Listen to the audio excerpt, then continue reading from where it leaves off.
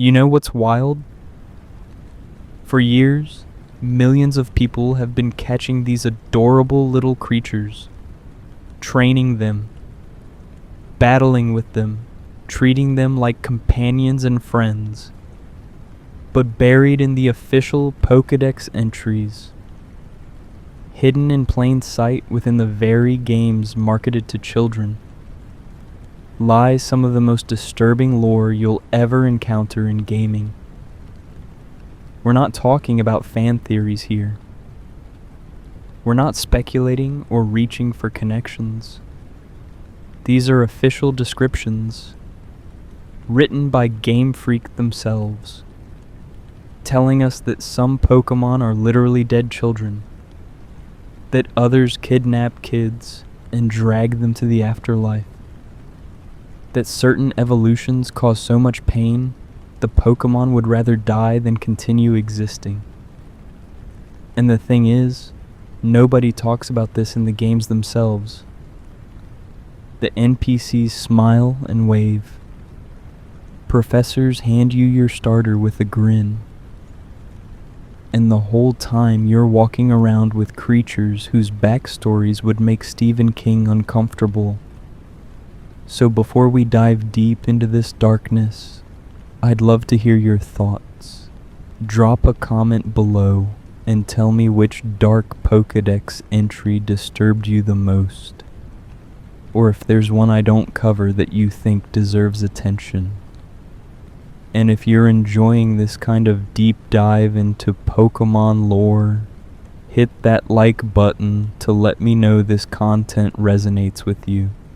I'll be creating more explorations like this, so consider subscribing if this is the kind of stuff you're into. Alright, let's descend into the shadows together. Picture yourself as a kid playing Pokémon for the first time. You're exploring tall grass, encountering wild Pokémon, filling out your Pokédex one entry at a time. Most of them are straightforward enough. When it's hunting, Pidgey likes to eat bugs. You know, Rattata's teeth never stop growing. Standard animal facts. Nothing unusual.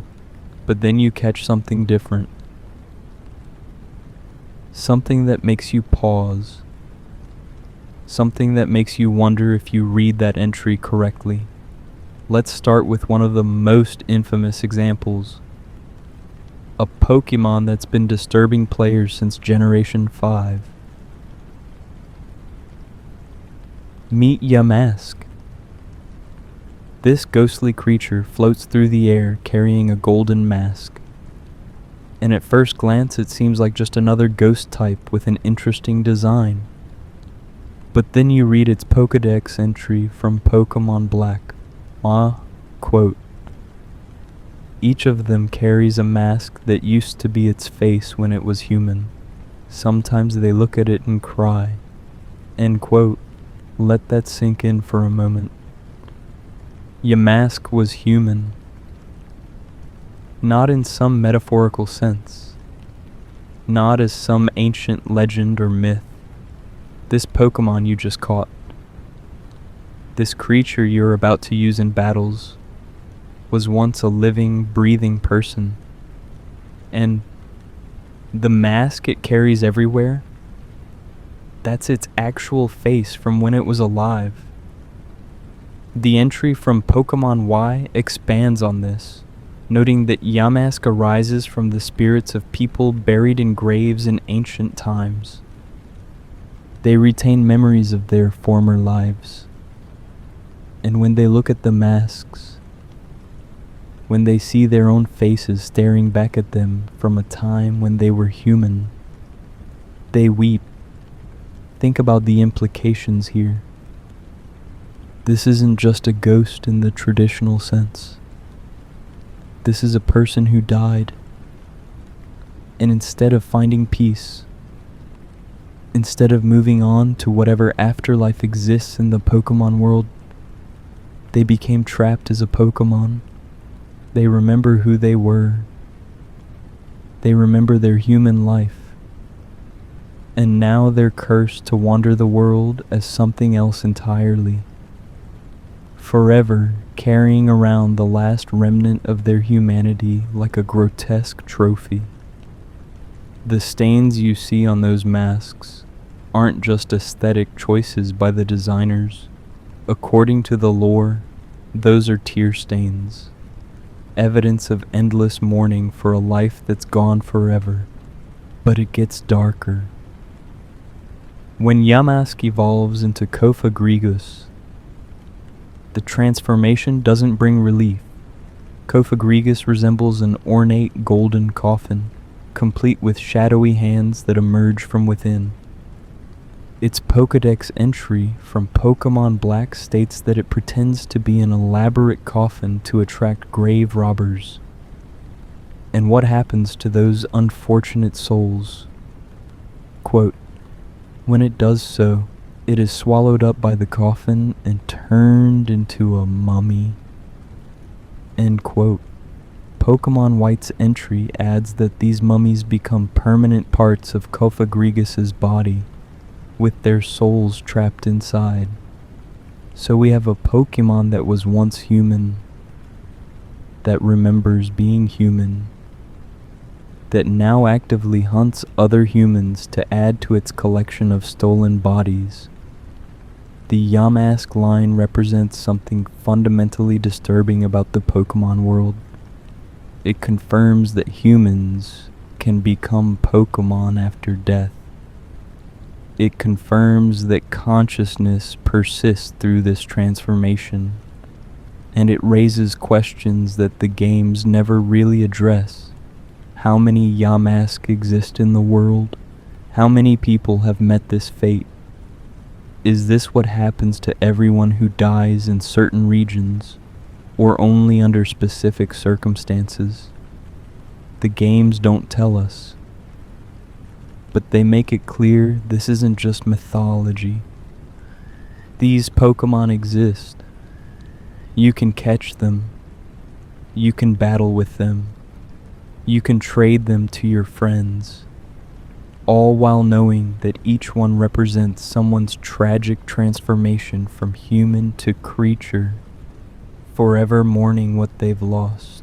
And Yamask isn't alone in this category of Pokemon with human origins. Let's talk about another ghost type that shares a similarly disturbing backstory, though with a twist that makes it somehow even more heartbreaking. This one's about children, and specifically children who never made it home. Generation 6 introduced us to Phantump, a small ghost and grass-type Pokemon that resembles a tree stump with a ghostly wisp emerging from within. It's actually quite cute in design, with those red eyes peering out from holes in the stump and a tiny mouth on the wood itself. You might catch one without thinking much of it. Just another ghost type for your collection. But then you check the Pokedex. Pokemon X tells us, quote, according to old tales, these Pokemon are stumps possessed by the spirits of children who died while lost in the forest. End quote. Pokemon Y's entry elaborates. These Pokemon are created when spirits possess rotten tree stumps. They prefer to live in abandoned forests. So Phantump is a dead child, not an adult who lived a full life and then passed on. A child, a kid who went into the woods and never came back out. Maybe they were playing and wandered too far. Maybe they got separated from their parents during a camping trip. Maybe they were running away from home and got disoriented in the darkness. Whatever the circumstances, they died alone in those woods, scared and lost. And their spirit latched onto a tree stump as a final desperate attempt to hold on to existence. And now that spirit, that child's consciousness, is trapped in a piece of rotting wood, forever calling out in the forest. But here's where it gets even more disturbing. Pokemon Sword tells us that Phantump came to be when the spirit of a deceased child possessed a tree stump, and now it wanders the forest searching for friends. Pokemon Shield adds another layer. With a voice like a human child's, it cries out to lure adults deep into the forest, getting them lost among the trees. Think about that. These dead children, these lonely spirits trapped in stumps, they call out in voices that sound human. They mimic the cries of children to lure adults into the woods. Are they trying to find someone who might help them? Are they seeking companionship, or have they become so twisted by loneliness and death that they now actively lead others to share their fate? The Pokedex from various games suggest different motivations. Some entries emphasize the loneliness, noting that Phantump cries because it wants friends. But other entries specifically mention leading people astray, causing them to become lost. It's left deliberately ambiguous whether these Pokemon are tragic victims or whether death has corrupted them into something malicious. Either way, when you catch a Phantump, you're capturing a dead child's spirit. When you send it out to battle, you're commanding the ghost of someone who never got to grow up. And the horror doesn't end there. When Phantump evolves through trading, it becomes Trevenant, a much larger ghost and grass type that resembles a full tree with gnarled branches and a single red eye glaring from its trunk. According to its Pokedex entries, Trevenant can control other trees at will, using entire forests as extensions of its body. It's protective of forests and can be kind to Pokemon that live there, but it's absolutely ruthless toward anyone who would harm the forest. Pokemon Y states that it will curse anyone who harms its forest, putting them through horrific suffering. So that child who died in the woods, that spirit that possessed a stump, it doesn't find peace in evolution. Instead, it becomes a vengeful forest guardian, powerful enough to control entire wooded areas and punish trespassers. The transformation from lost child to wrathful deity doesn't erase the tragedy of the origin, it amplifies it. What makes both Yamask and Phantump so disturbing isn't just that they're dead humans. Plenty of ghost stories involve the spirits of the deceased. What's disturbing is the specificity. The Pokedex doesn't just say these might be ghosts or could be spirits. It states definitively that these Pokemon are former humans. It tells us Yamask remembers being human and mourns that loss. It tells us Phantump is specifically the spirit of a child who died lost in the woods. These aren't legends or myths within the Pokemon world. These are documented facts, official entries in what's essentially a scientific encyclopedia of Pokemon species. The professors and researchers in the Pokemon world know this. They've confirmed it. And nobody seems particularly concerned about it. But if you think dead humans becoming Pokemon is dark, let's talk about Pokemon that prey on the living. Specifically, let's discuss the creatures that target children. Every parent in the Pokemon world should be terrified of Drifloon. This ghost and flying type Pokemon resembles a purple balloon with a cloud-like puff on top and little yellow arms ending in heart-shaped hands. It looks innocent. It looks fun. It looks exactly like the kind of thing a child would want to grab onto. And that's the entire point. That's the horror. Because Drifloon knows exactly what it's doing. Let's trace Drifloon's Pokedex entries across the generations and watch the story get progressively darker. In Pokemon Diamond, we learn that Drifloon is formed by the spirits of people and Pokemon, already concerning, but not explicitly malicious. The Pearl entry gives us the first warning. It tugs on the hands of children to steal them away. However, it gets pulled around instead. So we know it tries to kidnap children, though apparently it's not very good at it because it's too light. That entry makes it sound almost comical. A floating balloon that wants to be scary, but just gets dragged around by kids instead. But then the entries get worse. Pokemon Platinum tells us it drifts through the night dragging people and Pokemon along with it. No mention of being pulled around anymore. Heart Gold and Soul Silver present this chilling entry. It is whispered that any child who mistakes Drifloon for a balloon and holds on to it could wind up missing. Not might. Could. Children have gone missing because of Drifloon.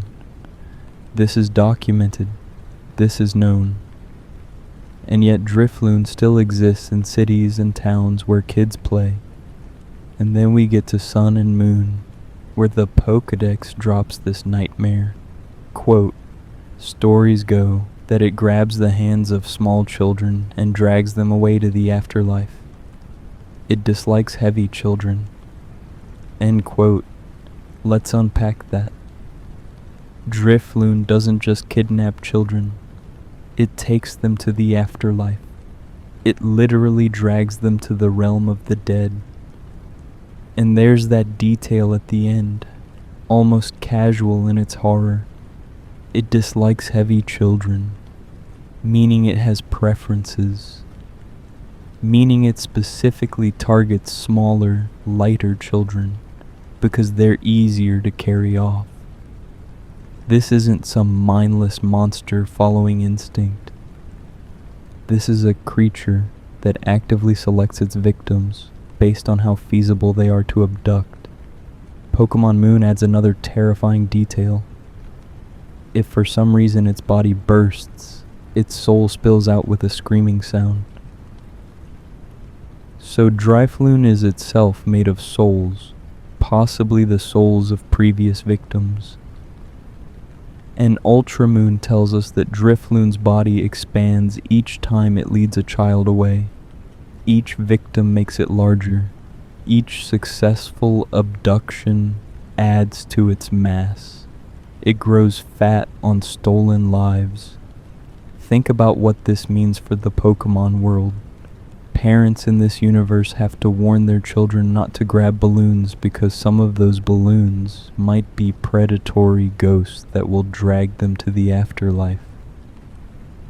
There's no way to distinguish a Drifloon from a real balloon until it's too late.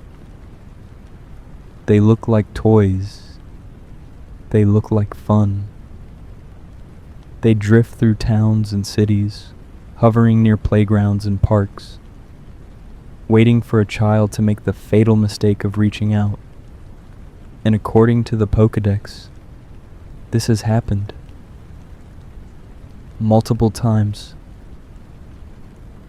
Children are missing because of Drifloon, but at least Drifloon is straightforward in its horror. At least you know what it is and what it wants. Other Pokemon are far more insidious. Take Hypno, for instance. Hypno has been in the franchise since Generation 1. one of the original 151 Pokémon. It's a psychic type that resembles a humanoid creature with a tapir-like appearance, always carrying a pendulum. For most of its Pokédex entries across various games, Hypno is described as using its pendulum to hypnotize prey and feed on their dreams. Unsettling, sure, but not unusually so for a ghost or psychic type. Many Pokémon feed on unusual things. Dream eating seems par for the course. But then there's the Fire Red entry. One single line that changes everything about how we perceive Hypno.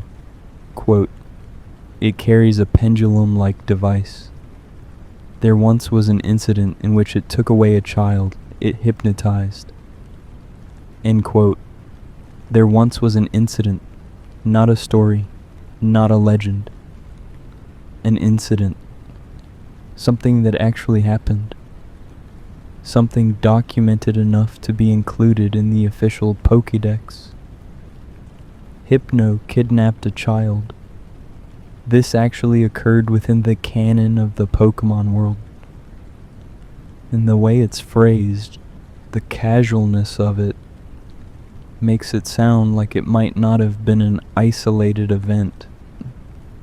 There was an incident, probably others, probably enough that parents are aware of the danger, but not enough to warrant some kind of systemic response to capture and contain all Hypno. The games themselves even reference this. In Fire Red and Leaf Green, there's a side quest where you have to rescue a girl named Lostelle who's been taken by a Hypno. You find her on an island called Bond Bridge, and the Hypno is right there with her, having led her away from safety. The game treats this as a reference to Hypno's Pokédex entry, essentially confirming that yes, Hypno really does kidnap children. And yes, you have to occasionally rescue kids from them. What's perhaps most disturbing about Hypno is how intelligent it is.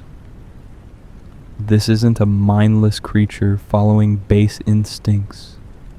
Psychic types are typically portrayed as highly intelligent, sapient creatures that can understand human language and intent. Hypno knows what it's doing when it hypnotizes a child. It understands that it's taking someone away from their family. It's capable of planning, of waiting for the right moment, of using its pendulum to cloud a victim's mind and lead them away. It's a predator, and children are its prey of choice. And because Hypno has been around since Generation 1, there's been plenty of time for fans to build an entire mythology around it. The creepypasta Hypno's Lullaby takes the canonical Pokédex entries and expands on them, imagining Hypno as something even more sinister. Singing songs to lure children close before spiriting them away forever. While the creepypasta isn't official, it's built entirely on canonical foundation. The games themselves establish that Hypno kidnaps kids.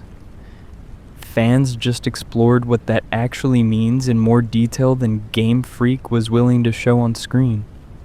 So we have Pokémon that are dead humans, Pokémon that drag children to the afterlife, and Pokémon that kidnap kids.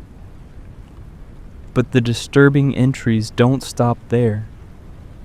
Some of the darkest Pokédex content comes from Pokémon that actively consume human life force and souls.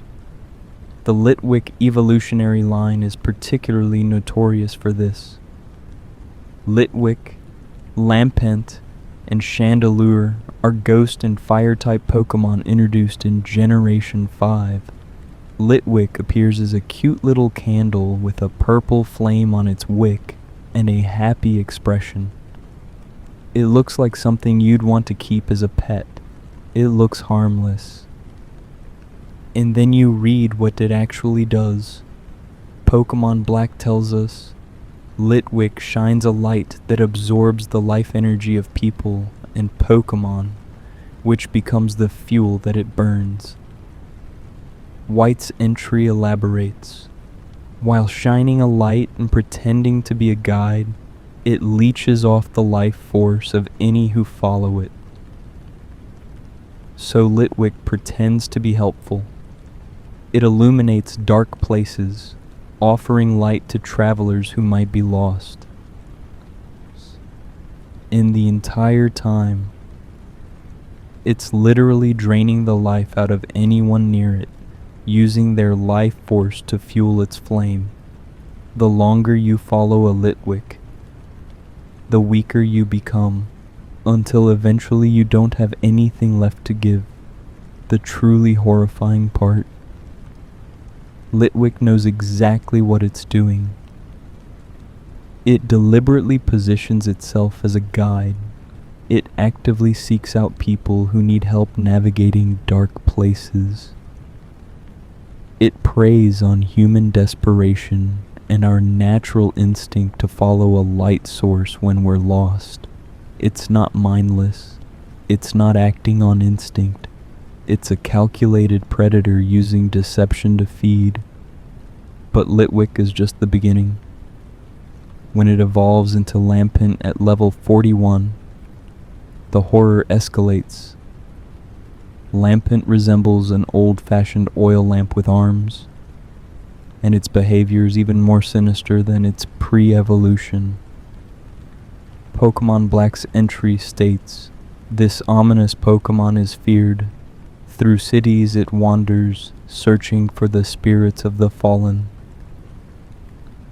White adds, it arrives near the moment of death and steals spirit from the body. Lampent doesn't just feed on the living, it attends deaths. It has the ability to sense when someone is about to die, and it shows up to that death like a vulture circling a wounded animal. And the moment that person passes, the moment their spirit leaves their body, Lampent steals it, takes it for fuel. Pokemon Black 2 expands on this with a particularly grim detail. The Eat, spirits burned up in its ominous flame, lose their way and wander this world forever. So not only does Lampent steal souls at the moment of death, but it also prevents those souls from moving on properly. It burns them as fuel, and what remains after that burning is damned to wander the earth forever, never finding peace, never reaching whatever afterlife might exist. Several Pokedex entries specifically mention that Lampent hangs around hospitals, waiting for people to die. Think about that. Imagine you're in a hospital visiting a sick relative. You look out the window and see what looks like a decorative lamp floating in the darkness outside. But it's not a decoration. It's a Lampent. It's waiting. It knows someone in that building is going to die soon. And it's positioned itself to steal their soul the moment it happens. The nurses and doctors might even be used to seeing them. Just part of the scenery. Death's little attendants come to collect what they believe is theirs. And when Lampent evolves into Chandelure by exposure to a dusk stone, we get a Pokemon that's explicitly described as one of the most powerful ghost types in existence. Chandelure resembles an elegant chandelier with dangling crystalline structures and a purple flame burning in its core. It's beautiful in design, majestic even. But that beauty hides something terrible. Pokemon White's entry tells us that being consumed in Chandelure's flame burns up the spirit, leaving the body behind. Black's entry adds that Chandelure absorbs spirits and uses them to fuel its sinister flame, and those spirits are then trapped, unable to pass on. So the evolutionary line goes from a candle that tricks people into following it while draining their life, to a lamp that steals souls at the moment of death, to a chandelier that burns those souls as fuel and traps what's left in eternal limbo. Each stage is a progression into deeper horror, and these Pokemon are fairly common in certain areas. You can encounter them in the wild, you can catch them, you can keep one in your party and use it in battles, all while knowing that its very existence is sustained by consuming human spirits and preventing the dead from finding peace. But perhaps the most unsettling aspect of the Litwick line is how casual the Pokemon world seems to be about their existence. Nobody treats them as particularly dangerous. They're not banned from cities. There's no special task force dedicated to controlling their population. They just exist, floating around dark places and hospitals, feeding on life and death, and everyone just accepts this as normal. Because in the Pokemon world, apparently this is normal. This is just how things work. The theme that's emerging here, the pattern we see across all these dark Pokedex entries, is that the Pokemon world is far more dangerous than the games ever acknowledged through gameplay. Bow, the cheerful music and bright colors and friendly NPCs create this veneer of safety, but the Pokedex entries tell a different story. They tell us about a world where the dead don't rest, where children go missing because they grabbed the wrong balloon, where candles drain your life force while pretending to help you, and where lamps attend your deathbed to steal your soul.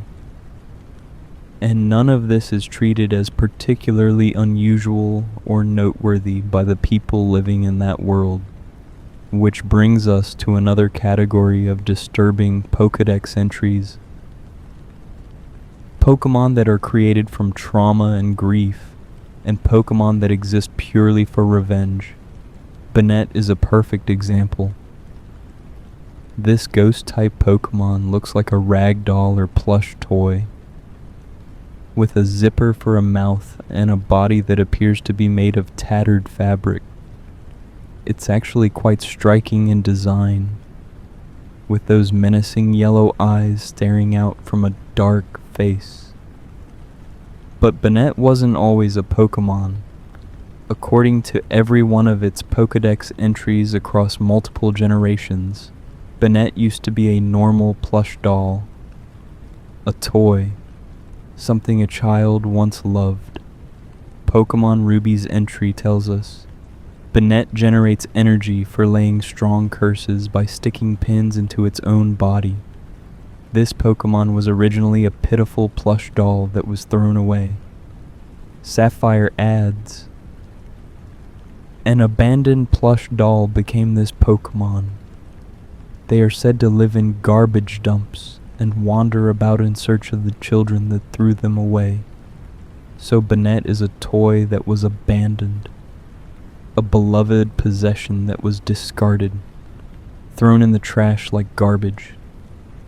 And somehow, through the depth of betrayal and hurt, through the accumulation of negative emotions, that toy became a Pokemon. But it didn't just gain sentience. It became a creature of pure vengeance.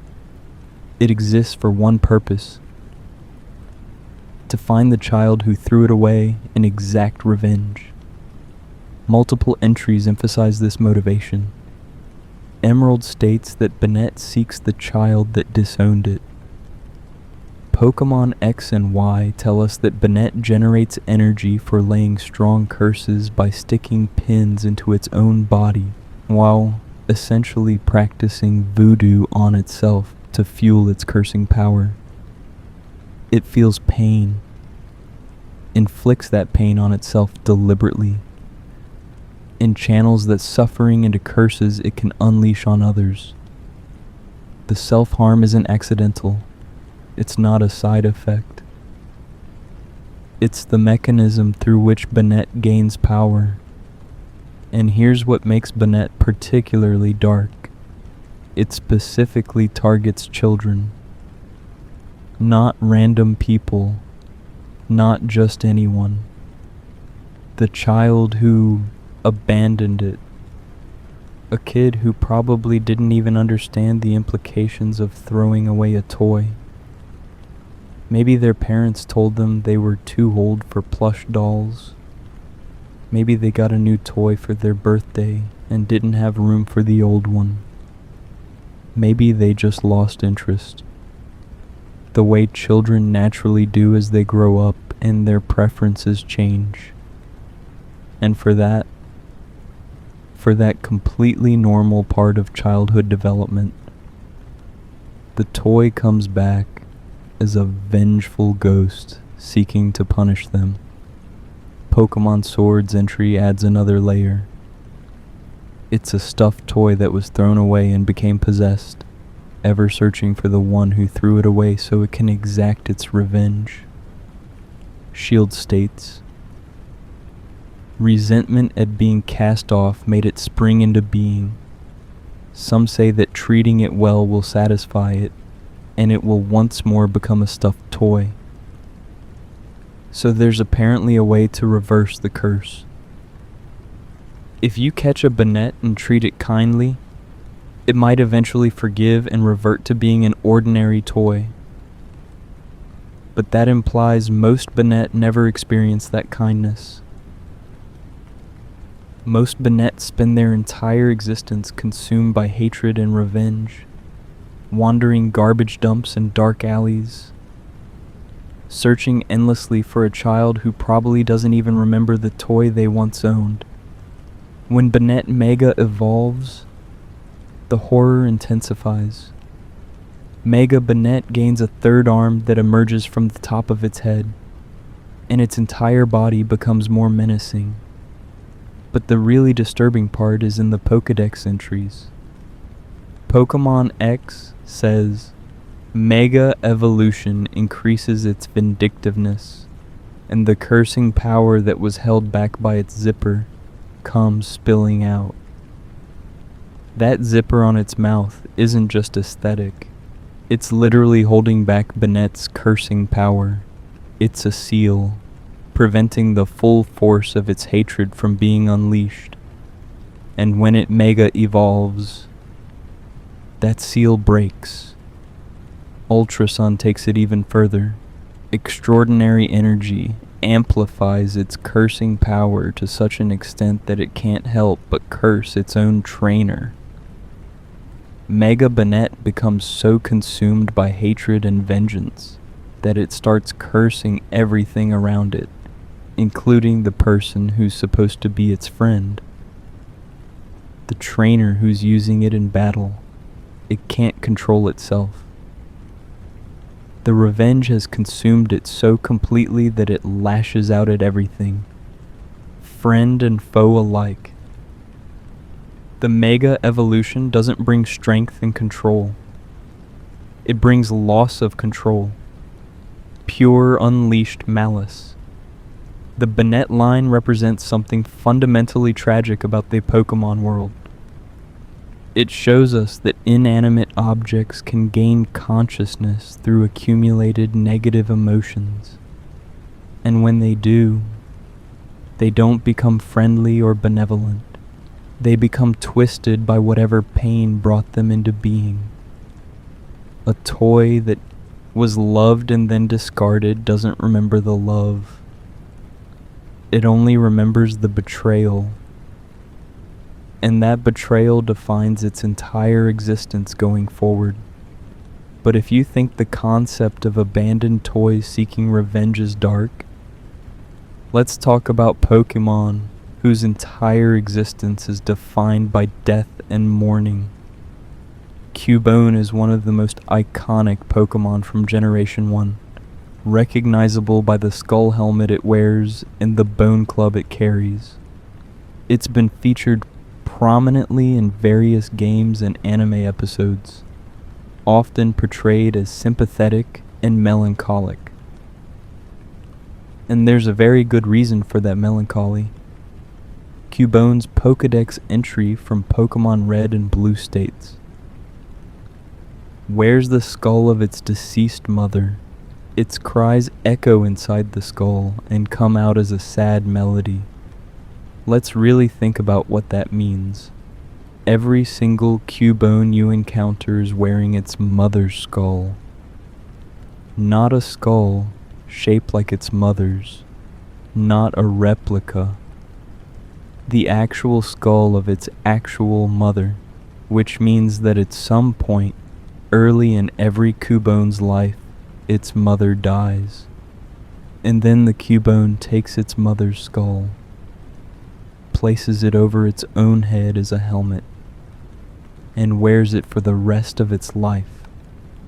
The stains visible on the skull aren't cracks or natural markings. According to the Pokedex, they're tear stains, evidence of Cubone's constant crying. Yellow version's entry adds, "It pines for the mother it will never see again.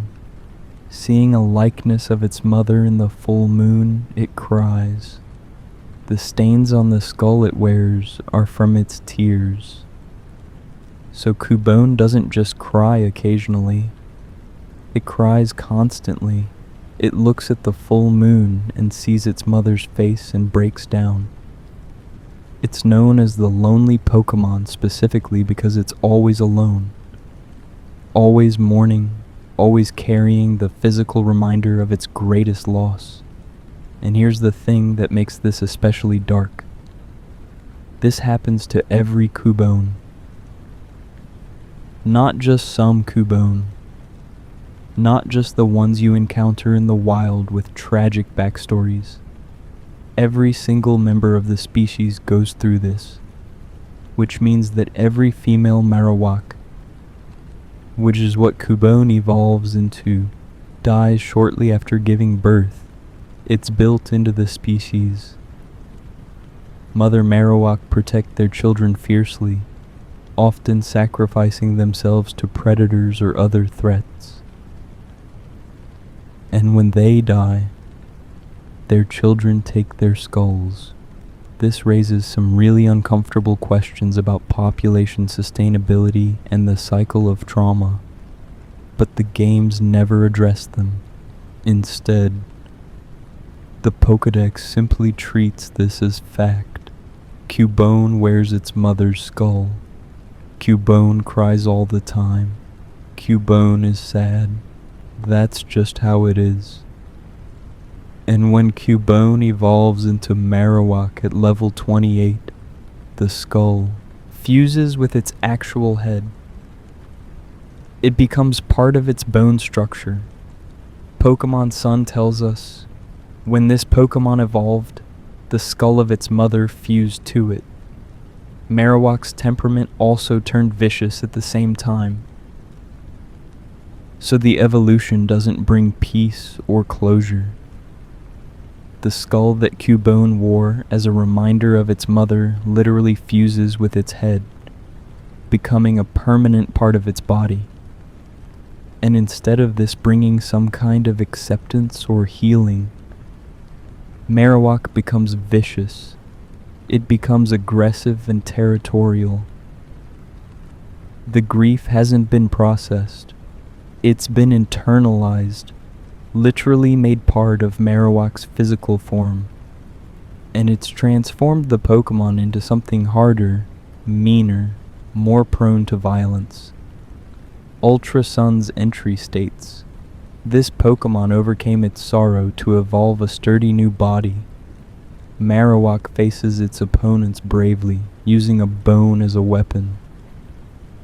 So there's apparently some degree of coming to terms with the loss, but that acceptance comes at the cost of becoming a fighter, becoming tougher and more willing to use violence.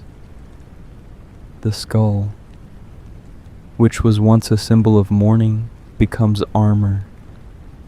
The bone, which was a keepsake of a lost mother, becomes a weapon. Trauma doesn't get healed in this evolutionary line. It gets repurposed, weaponized. In the Alola region, Cubone has a different evolution. When leveled up at night in Alola, Cubone evolves into Alolan Marowak, a fire and ghost type instead of a pure ground type. And the Pokedex entries for this variant are even darker. Pokémon Sun tells us the cursed flames that light up the bone carried by this Pokémon are said to cause both mental and physical pain that will never fade. Ultra Sun adds, this Pokémon sets the bone it holds on fire and dances through the night as a way to mourn its fallen allies. So Alolan Marowak doesn't just carry its mother's bone, it lights that bone on fire with cursed flames, and those flames cause pain, both mental and physical, that never stops. If Alolan Marowak hits you with its flaming bone, you're cursed with eternal pain, not pain that fades over time, not pain that can be treated. Permanent suffering, and the fire itself comes from the vengeful spirit of its dead mother, transformed into flame to protect her child and punish her child's enemies. The evolution from grief-stricken orphan to vengeful ghost warrior is complete. The trauma hasn't been healed. It's been given supernatural power and turned into a weapon of eternal torment. The Cubone evolutionary line represents one of the most overtly sad backstories in the entire franchise. While other Pokémon have disturbing elements, Cubone's story is just pure tragedy. A child loses its mother, is forced to wear her skull as protection, cries constantly from loneliness and grief, and then either hardens into a vicious fighter or becomes a ghost that wields cursed flames. There's no happy ending here. There's no moment where Cubone finds peace. The best it can hope for is to become strong enough that the pain becomes useful, becomes something it can inflict on others instead of just enduring alone. Now, if you think all of this is dark, if you're starting to realize just how much horror is lurking in these official Pokedex entries, we're not even close to finished, because we haven't even touched on one of the most disturbing aspects of modern Pokemon games. Mega Evolution. Mega Evolution was introduced in Generation 6 as a new battle mechanic. During battle, certain Pokemon can temporarily evolve beyond their final form, gaining new abilities, new types, and dramatically increased power. From a gameplay perspective, it's exciting. Your Pokemon gets this burst of energy, transforms into a more powerful version of itself, and turns the tide of battle. It looks cool. It feels epic. And for the first couple of games that featured Mega Evolution, that's all it seemed to be. A power boost, a cool transformation, nothing more. But then players started reading the Pokedex entries for Mega Evolved Pokemon in Pokemon Sun, Moon, Ultra Sun, and Ultra Moon. And that's when we realized that Mega Evolution isn't just a power boost, it's torture. Let's start with Mega Glalie. Glalie is an ice-type Pokemon that resembles a sphere of ice with a face. Notice, when it Mega evolves, its jaw breaks open, revealing a massive, gaping mouth full of freezing energy. It looks intimidating. It looks powerful. And then you read the Pokédex entry from Ultramoon. The power of Mega Evolution was so strong that it smashed Glalie's jaw. Its inability to eat very well leaves Glalie irritated. The Mega Evolution breaks its jaw. The transformation literally shatters bone. And because its jaw is broken, Mega Glalie can't eat properly. So not only is it in pain from the broken jaw, but it's also constantly hungry, constantly frustrated by its inability to feed itself. The Mega Evolution makes it stronger. Sure, but at the cost of genuine physical suffering. And this isn't portrayed as something unusual or a defect. This is just what happens when Glalie Mega evolves. This is the intended result. The jaw breaks so that more cold air can escape from Glalie's body, making its ice attack stronger. The breaking is functional, but it's also agonizing, and Mega Glalie is far from the only Pokemon that suffers through Mega Evolution. Mega Houndoom's entry from Ultra Sun states, its red claws and the tips of its tail are melting from high internal temperatures that are painful to Houndoom itself. The Mega Evolution makes Houndoom so hot internally that parts of its body are literally melting. Its claws, which were white before, turn red because they're melting, dripping, and this is explicitly described as painful. Houndoom is suffering for the entire duration of its Mega Evolution. Mega Sizer's entry is similarly disturbing.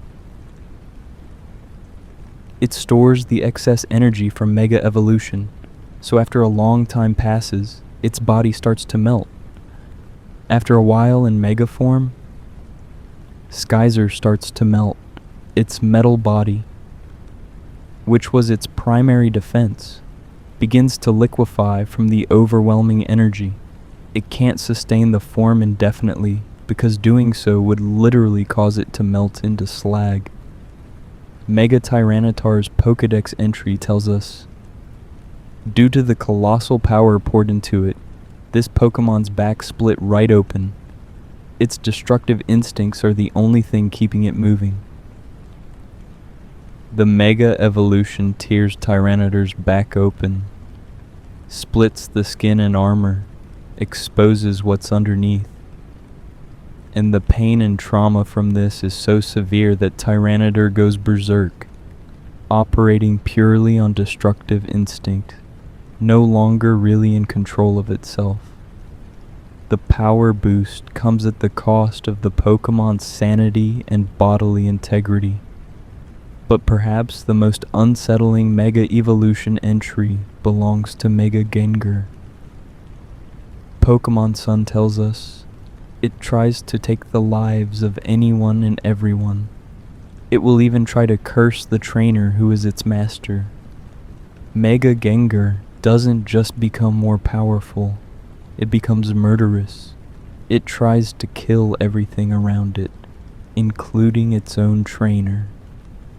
The person who's supposed to be its friend, the person commanding it in battle. Mega Gengar will actively attempt to curse and kill them. Ultra Sun elaborates, Gengar's relationships are warped. It has no interest in opponents unless it perceives them as prey. The Mega Evolution fundamentally changes how Gengar perceives relationships. It stops seeing its trainer as an ally and starts seeing them as potential prey. Mega Salamence has a similar problem. Ultra Sun states, It becomes wildly furious if it even senses someone looking at it. It'll immediately respond with an attack. Mega Salamence becomes so aggressive and paranoid that even being looked at triggers a violent response. And Sun's entry adds, when angered, it loses all sense of itself and destroys everything around it. The destruction will continue until Salamence has tired itself out. So Mega Salamence just destroys everything in a blind rage, friend and foe alike, until it's physically exhausted. No control, no discrimination, just pure mindless violence. What makes all of this so disturbing is that Mega Evolution is portrayed in the games as this incredible bond between trainer and Pokemon. You need a special stone and a strong relationship for it to work. It's supposed to represent the pinnacle of partnership, but the Pokedex entries reveal that this pinnacle of partnership involves subjecting your Pokemon to immense physical pain, body horror, and in many cases, loss of control or sanity. Mega Glalie jaw breaks, Mega Houndoom melts, Mega Tyranitar's back splits open, Mega Gengar tries to kill you, and we, as trainers, are the ones triggering these transformations. We're the ones saying, yes, I want you to experience this agony so you can be stronger in battle. The implication is horrifying. It suggests that the bond between trainer and Pokemon, when pushed to its extreme through Mega Evolution, becomes abusive, becomes something where the trainer is asking the Pokemon to endure torture for the sake of victory. And the Pokemon, because of its loyalty and bond with the trainer, accepts this suffering, goes through the transformation, breaks its jaw, melts its claws, tears its back open, all because the trainer asked it to. The Pokemon world, when you really examine it through these Pokedex entries, is a nightmare dressed up as a child's adventure. Behind the cheerful music and the friendly rivalries and the colorful creatures, there's a reality of dead children becoming trees, spirits trapped in masks mourning their lost humanity, predators disguised as balloons dragging kids to the afterlife, candles that feed on your life force while pretending to guide you, lamps that steal souls at the moment of death and damn them to eternal wandering, toys that gain consciousness purely to seek revenge, orphans forced to wear their mother's skulls while crying endlessly, and evolution mechanics that cause immense physical suffering and mental breaks. And none of this is hidden lore. None of this is obscure game files that data miners discovered. All of this is right there in the Pokedex, the official in-game encyclopedia that players are encouraged to fill out completely. Game Freak wrote these entries. These are canonical facts about the Pokemon world. The horror is official. The darkness is intentional. But we're not done exploring the darkness. Not even close. Because while we've covered some of the most notorious examples, there are dozens more Pokemon with deeply disturbing Pokedex entries, each one adding another layer to our understanding of just how dangerous and horrifying the Pokemon world truly is. Let's talk about Frostlass, a Pokemon that takes the concept of being frozen in time to its most literal and terrifying extreme. Frostlass is an ice and ghost type Pokemon introduced in Generation 4. It evolves from a female Snorunt when exposed to a dawn stone, and it's visually striking with its kimono-like body and mysterious hollow eyes. According to various Pokedex entries, Frostlass is said to be the lingering regrets of a woman who died on a snowy mountain. Already tragic, already dark, a woman freezes to death in the mountains, and her regrets and sorrow transform her into a Pokémon. But the horror doesn't stop at Frostlass's origin story. It's what Frostlass does that crosses into truly nightmare territory. Pokemon Diamond tells us, it freezes foes with an icy breath, nearly negative 60 degrees Fahrenheit. What seems like its body is actually hollow. Pearl adds crucial context. It freezes prey by blowing its negative 294 degree breath. It is said to then secretly display its prey. And then Pokemon Scarlet gives us the full picture. When it finds humans or Pokemon it likes, it freezes them and takes them to its chilly den, where they become decorations. Frostlass collects people, not their belongings, not trophies or mementos. The actual frozen bodies of people and Pokemon. When Frostlass encounters someone it finds appealing, for whatever criteria a dead woman's vengeful spirit uses to judge appeal, it freezes them solid with breath cold enough to flash freeze flesh instantly. And then it takes the frozen body back to its den, its lair, presumably somewhere deep in the snowy mountains where it died, and it displays the body like a decoration, like furniture, like art pieces in a gallery. Imagine dying on a mountain, lost in a blizzard, your last moments filled with regret and fear. And then imagine that instead of finding peace, instead of your consciousness fading into nothing, you become a creature that inflicts that same fate on others. But worse, because you don't just kill them, you preserve them. You take them to your frozen home and arrange them, display them, keep them forever as decorations to fill the loneliness of your eternal existence. How many frozen bodies are hidden in Frostlass dens throughout the Pokemon world?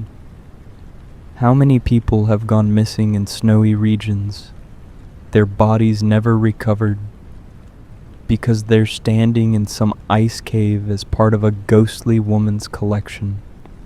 The Pokedex entry from Ultra Sun adds another detail. The soul of a woman lost on a snowy mountain possessed an icicle, becoming this Pokemon. The food it most relishes is the souls of men. So Frostlass doesn't just collect bodies, it feeds on souls, specifically the souls of men. There's a gender preference to its predation, perhaps because the woman who died, the woman whose regrets formed Frostlass, had some grudge or trauma related to men. Perhaps she was abandoned on that mountain. Perhaps she was betrayed. Whatever the reason, Frostlass targets male victims preferentially, freezing them, collecting them, and consuming their souls. And here's what makes it even more unsettling. Frostlass is described as beautiful. Multiple entries mention it appearing to humans as a beautiful woman. It uses its appearance to lure victims close before revealing its true nature. So if you're hiking through snowy mountains in the Pokemon world and you encounter a beautiful woman in a kimono standing in the snow, don't approach, don't offer help, because there's a very real chance that woman is a Frostlass. and the moment you get close enough, you'll be flash frozen and added to her collection of decorative corpses. From frozen collections to something that looks harmless but hides something so terrible that merely seeing it can kill you. Let's discuss Mimikyu. Mimikyu is one of the most popular Pokémon from Generation 7, and it's easy to see why. It's designed to look like a handmade Pikachu costume, with a cloth draped over a small body and crude drawings meant to resemble Pikachu's face and ears. The concept is endearing. A Pokémon so lonely that it disguises itself as the franchise's mascot, hoping to be loved. The Pokédex entries play into this sympathy. Pokémon Sun states, its actual appearance is unknown. A scholar who saw what was under its rag was overwhelmed by terror and died from the shock. A scholar looked under the cloth, saw Mimikyu's true form, and died, not from a physical attack, not from poison or energy blasts, from terror, from the sheer horror of what Mimikyu actually looks like beneath that disguise. The sight was so fundamentally wrong, so incomprehensible or disturbing, that it killed a trained researcher on the spot. Pokémon Moon adds, a lonely Pokémon, it conceals its terrifying appearance beneath an old rag so it can get closer to people and other Pokémon. Ultra Sun expands, although it's a quiet, lonely Pokémon, if you try to look at what's under its rag, it will become agitated and resist violently. So Mimikyu knows what it looks like. It knows its true appearance is wrong somehow. It knows that if anyone sees it, they'll react with horror. That's why it hides. That's why it fights so desperately to keep the cloth in place. Not out of shyness, out of self-preservation and maybe mercy, because showing its real form literally kills people. What could possibly be under that cloth? The games never show us. They never even hint at the specifics. We just know it's bad enough to kill someone from fear alone. Is it some eldritch horror? Something that the human mind can't process? Is Mimikyu's true form so alien or twisted that looking at it breaks something fundamental in the viewer's psyche? We don't know. We probably never will. And maybe that's for the best, because the mystery is somehow more disturbing than any answer could be. But here's the tragic part. Mimikyu just wants to be loved.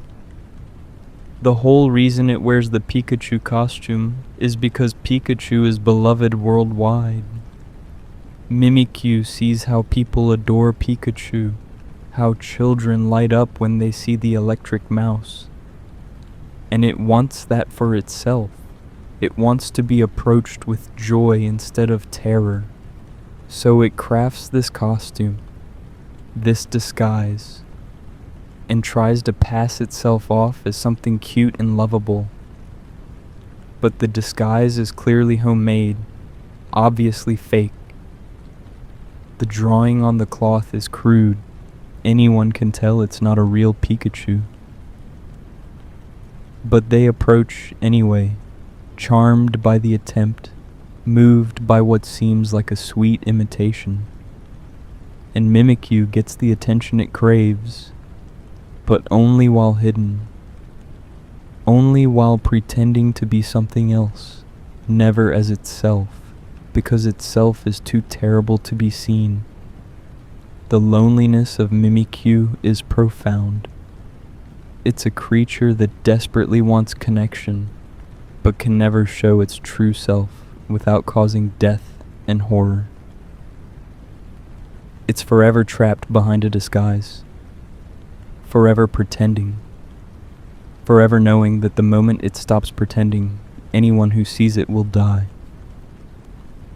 That's not just scary, that's existentially tragic, moving from things that kill you by being seen to Pokémon that kill you in more direct and visceral ways. Let's examine some entries that describe predation in graphic detail. Gorbis is a water-type Pokémon from Generation 3 that resembles an elegant, elongated fish with a thin, pointed mouth. It's quite beautiful, actually, with a sleek pink and white coloration and graceful movements. You'd never guess from looking at it what it actually does to feed, but the Pokedex is happy to enlighten us. Pokemon Sapphire states, although Gorbis is the very picture of elegance and beauty while swimming, it is also cruel. When it spots prey, this Pokemon inserts its thin mouth into the prey's body and drains the prey of its body fluids. It drains body fluids. Because, like a straw, Gorbis has this thin, tubular mouth that it uses to pierce its prey, insert deep into the victim's body, and then drink. It drinks the blood, the lymph, whatever fluids are inside, leaving behind a dried husk. Pokemon. Ruby elaborates. Gorbis lives in the southern seas at extreme depths.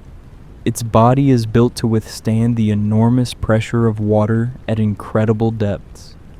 Because of this Pokemon's body is unharmed by ordinary attacks. So not only does Gorbis hunt by impaling prey and drinking them dry from the inside, but it's also nearly invulnerable to normal attacks because its body is designed to withstand crushing deep-sea pressure. If it can survive the weight of the entire ocean pressing down on it, what chance does a normal attack have? And it uses this incredible durability not for defense in some noble sense, but to be a more effective predator, to hunt without fear of retaliation. The image of Gorbis feeding is genuinely disturbing. Imagine encountering one while swimming in the ocean. You see this beautiful, graceful fish approaching. It seems harmless, elegant even. And then suddenly it darts forward. The thin mouth extends, pierces your skin, and you feel it inside you, drinking, draining. And you can't fight back effectively because its body is too tough. You can't escape because it's faster than you in the water. You just have to feel yourself being emptied out from the inside while this beautiful creature feeds. Jellicent has a similar level of disturbing predation, but with an added mystery that makes it even more unsettling. Jellicent is a water and ghost type from Generation 5 that resembles a jellyfish with a regal, aristocratic appearance. There are male and female versions with different designs, but both share the same terrifying behavior pattern. Pokemon Black tells us, the fate of the ships and crew that wander into Jellicent's habitat, all sunken, all lost, all vanished. Ships vanish when they enter Jellicent territory, not just damaged, not just attacked, they vanish completely. Ship, crew, cargo, everything, gone. Pokemon White elaborates.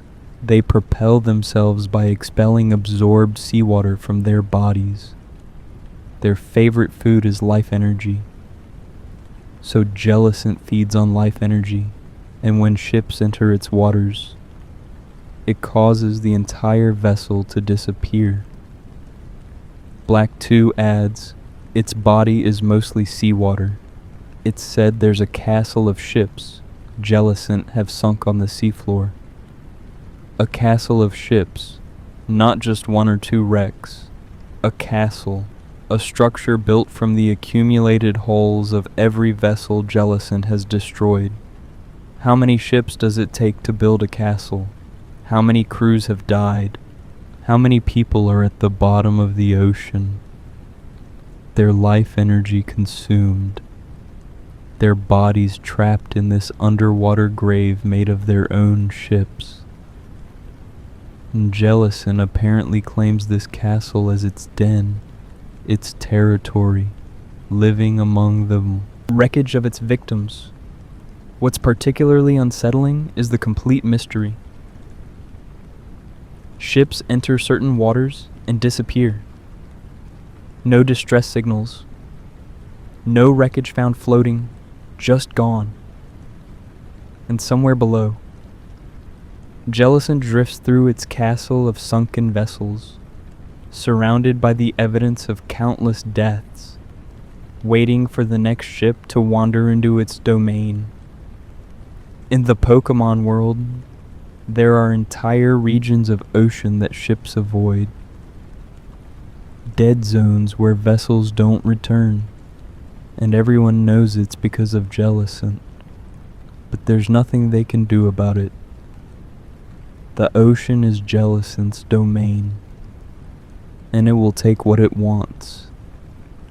Now let's shift from predators to Pokémon that kill through affection, which is somehow even more disturbing because the intent isn't malicious. They're trying to show love. They're just so strong that their affection is lethal. Beware's a normal and fighting type Pokémon from Generation 7 that resembles a large, fluffy bear with a pink and black color scheme. It looks huggable. It looks like the kind of Pokémon you'd want to cuddle. That's the trap. Pokémon Sun warns us.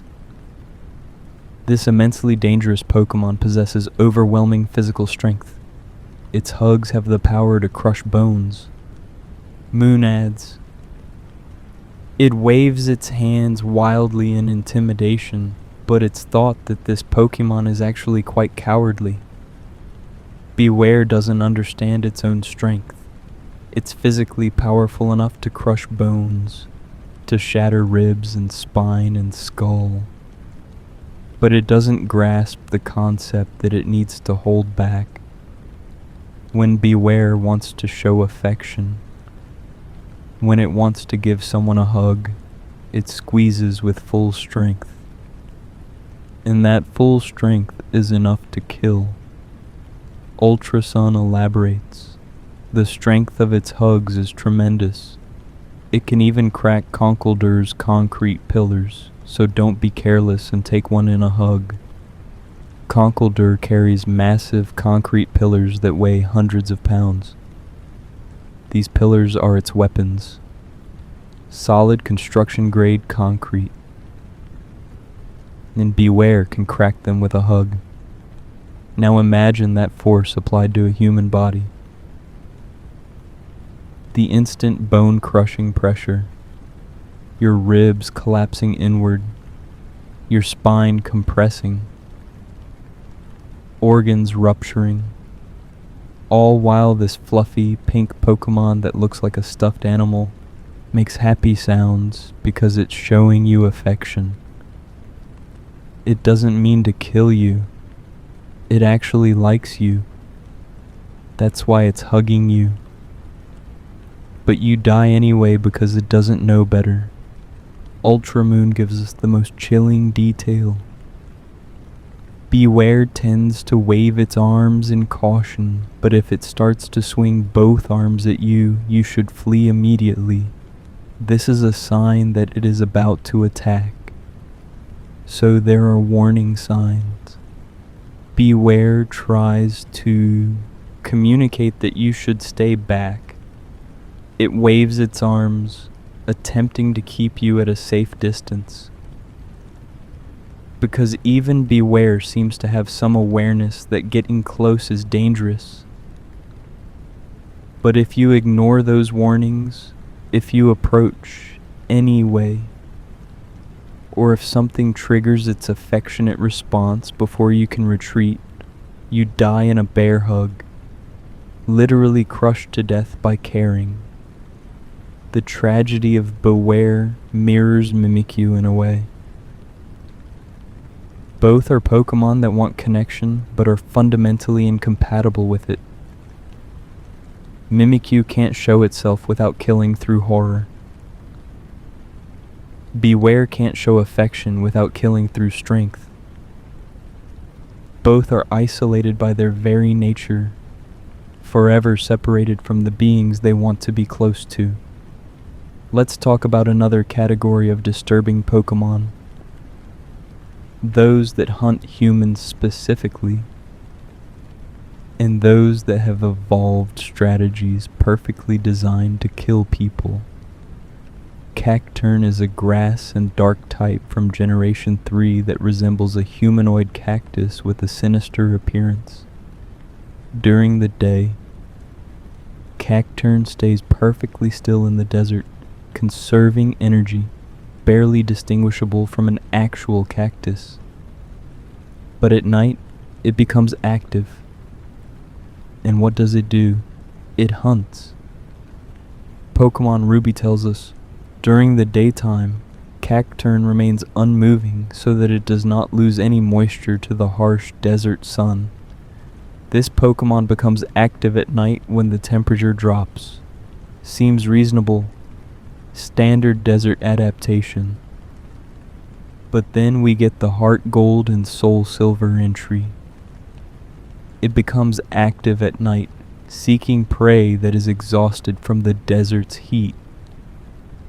Prey that is exhausted, and what exhausts quickly in the desert?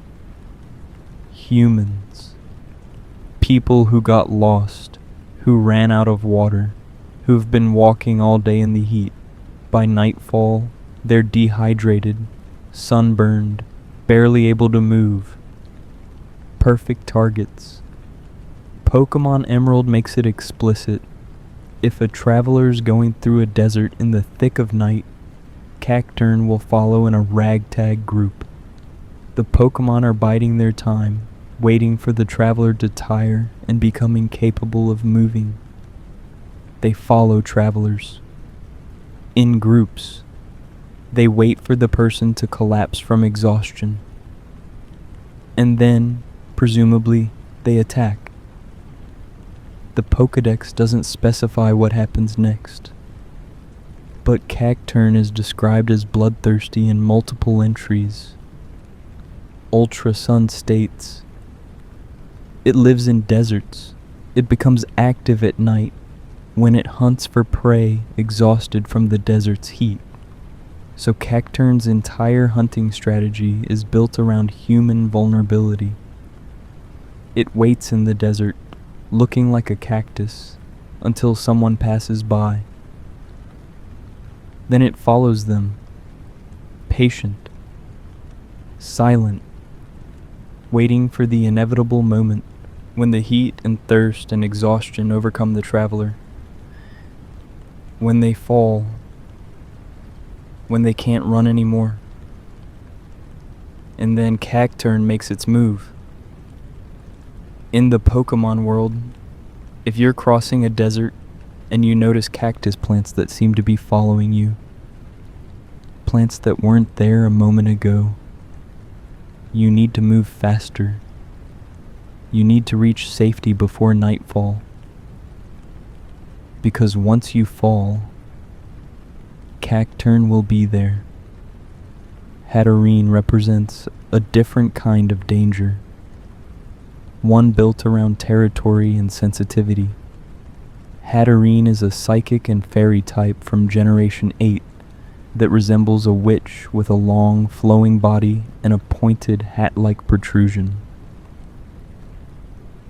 It's known as the Forest Witch Pokemon, and that title is well earned. Pokemon Shield tells us it emits psychic power strong enough to cause headaches as a deterrent to the approach of others. Already concerning, Hatterene doesn't want company. and it enforces that preference with psychic attacks that cause physical pain. But Sword takes it further. Hatterene knocks out those that intrude in its home forest by blasting them with a beam, then slashing with claws enhanced by psychic power. Hatterene doesn't just drive intruders away, it knocks them unconscious, blasts them with psychic energy, then follows up with physical attacks using psychically enhanced claws. And Violet adds the most ominous detail. Beware of forests that show no signs of living creatures within.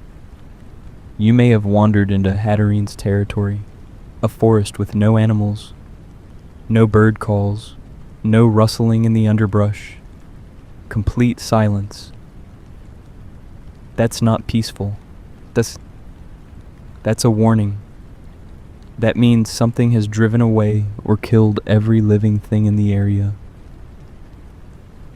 And in the Pokemon world, that something is Hatterene.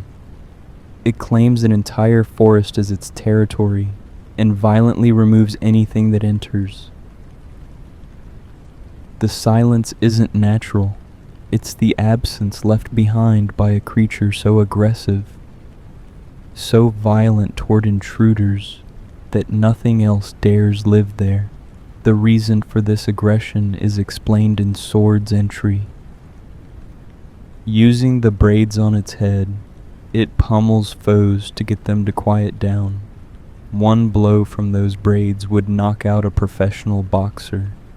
Hatterene is extremely sensitive to emotions and noise. Strong emotions from nearby beings cause it distress. So it deals with that distress by eliminating the source, by attacking anything that feels too much or makes too much noise. And its attacks are strong enough to knock out a professional boxer with a single hit. A trained athlete at peak human physical condition would be rendered unconscious by one strike.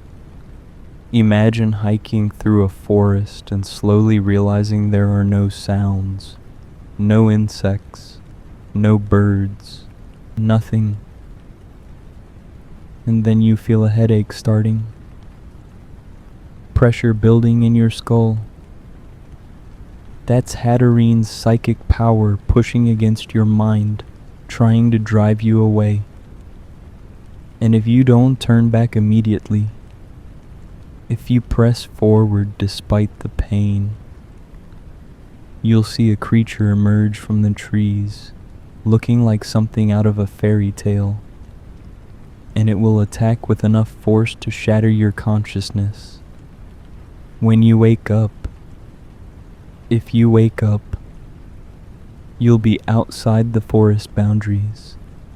If you're lucky, if Hatterene decided to just knock you out and leave you rather than killing you outright, Gourgeist adds another layer to the predatory ghost types we've discussed.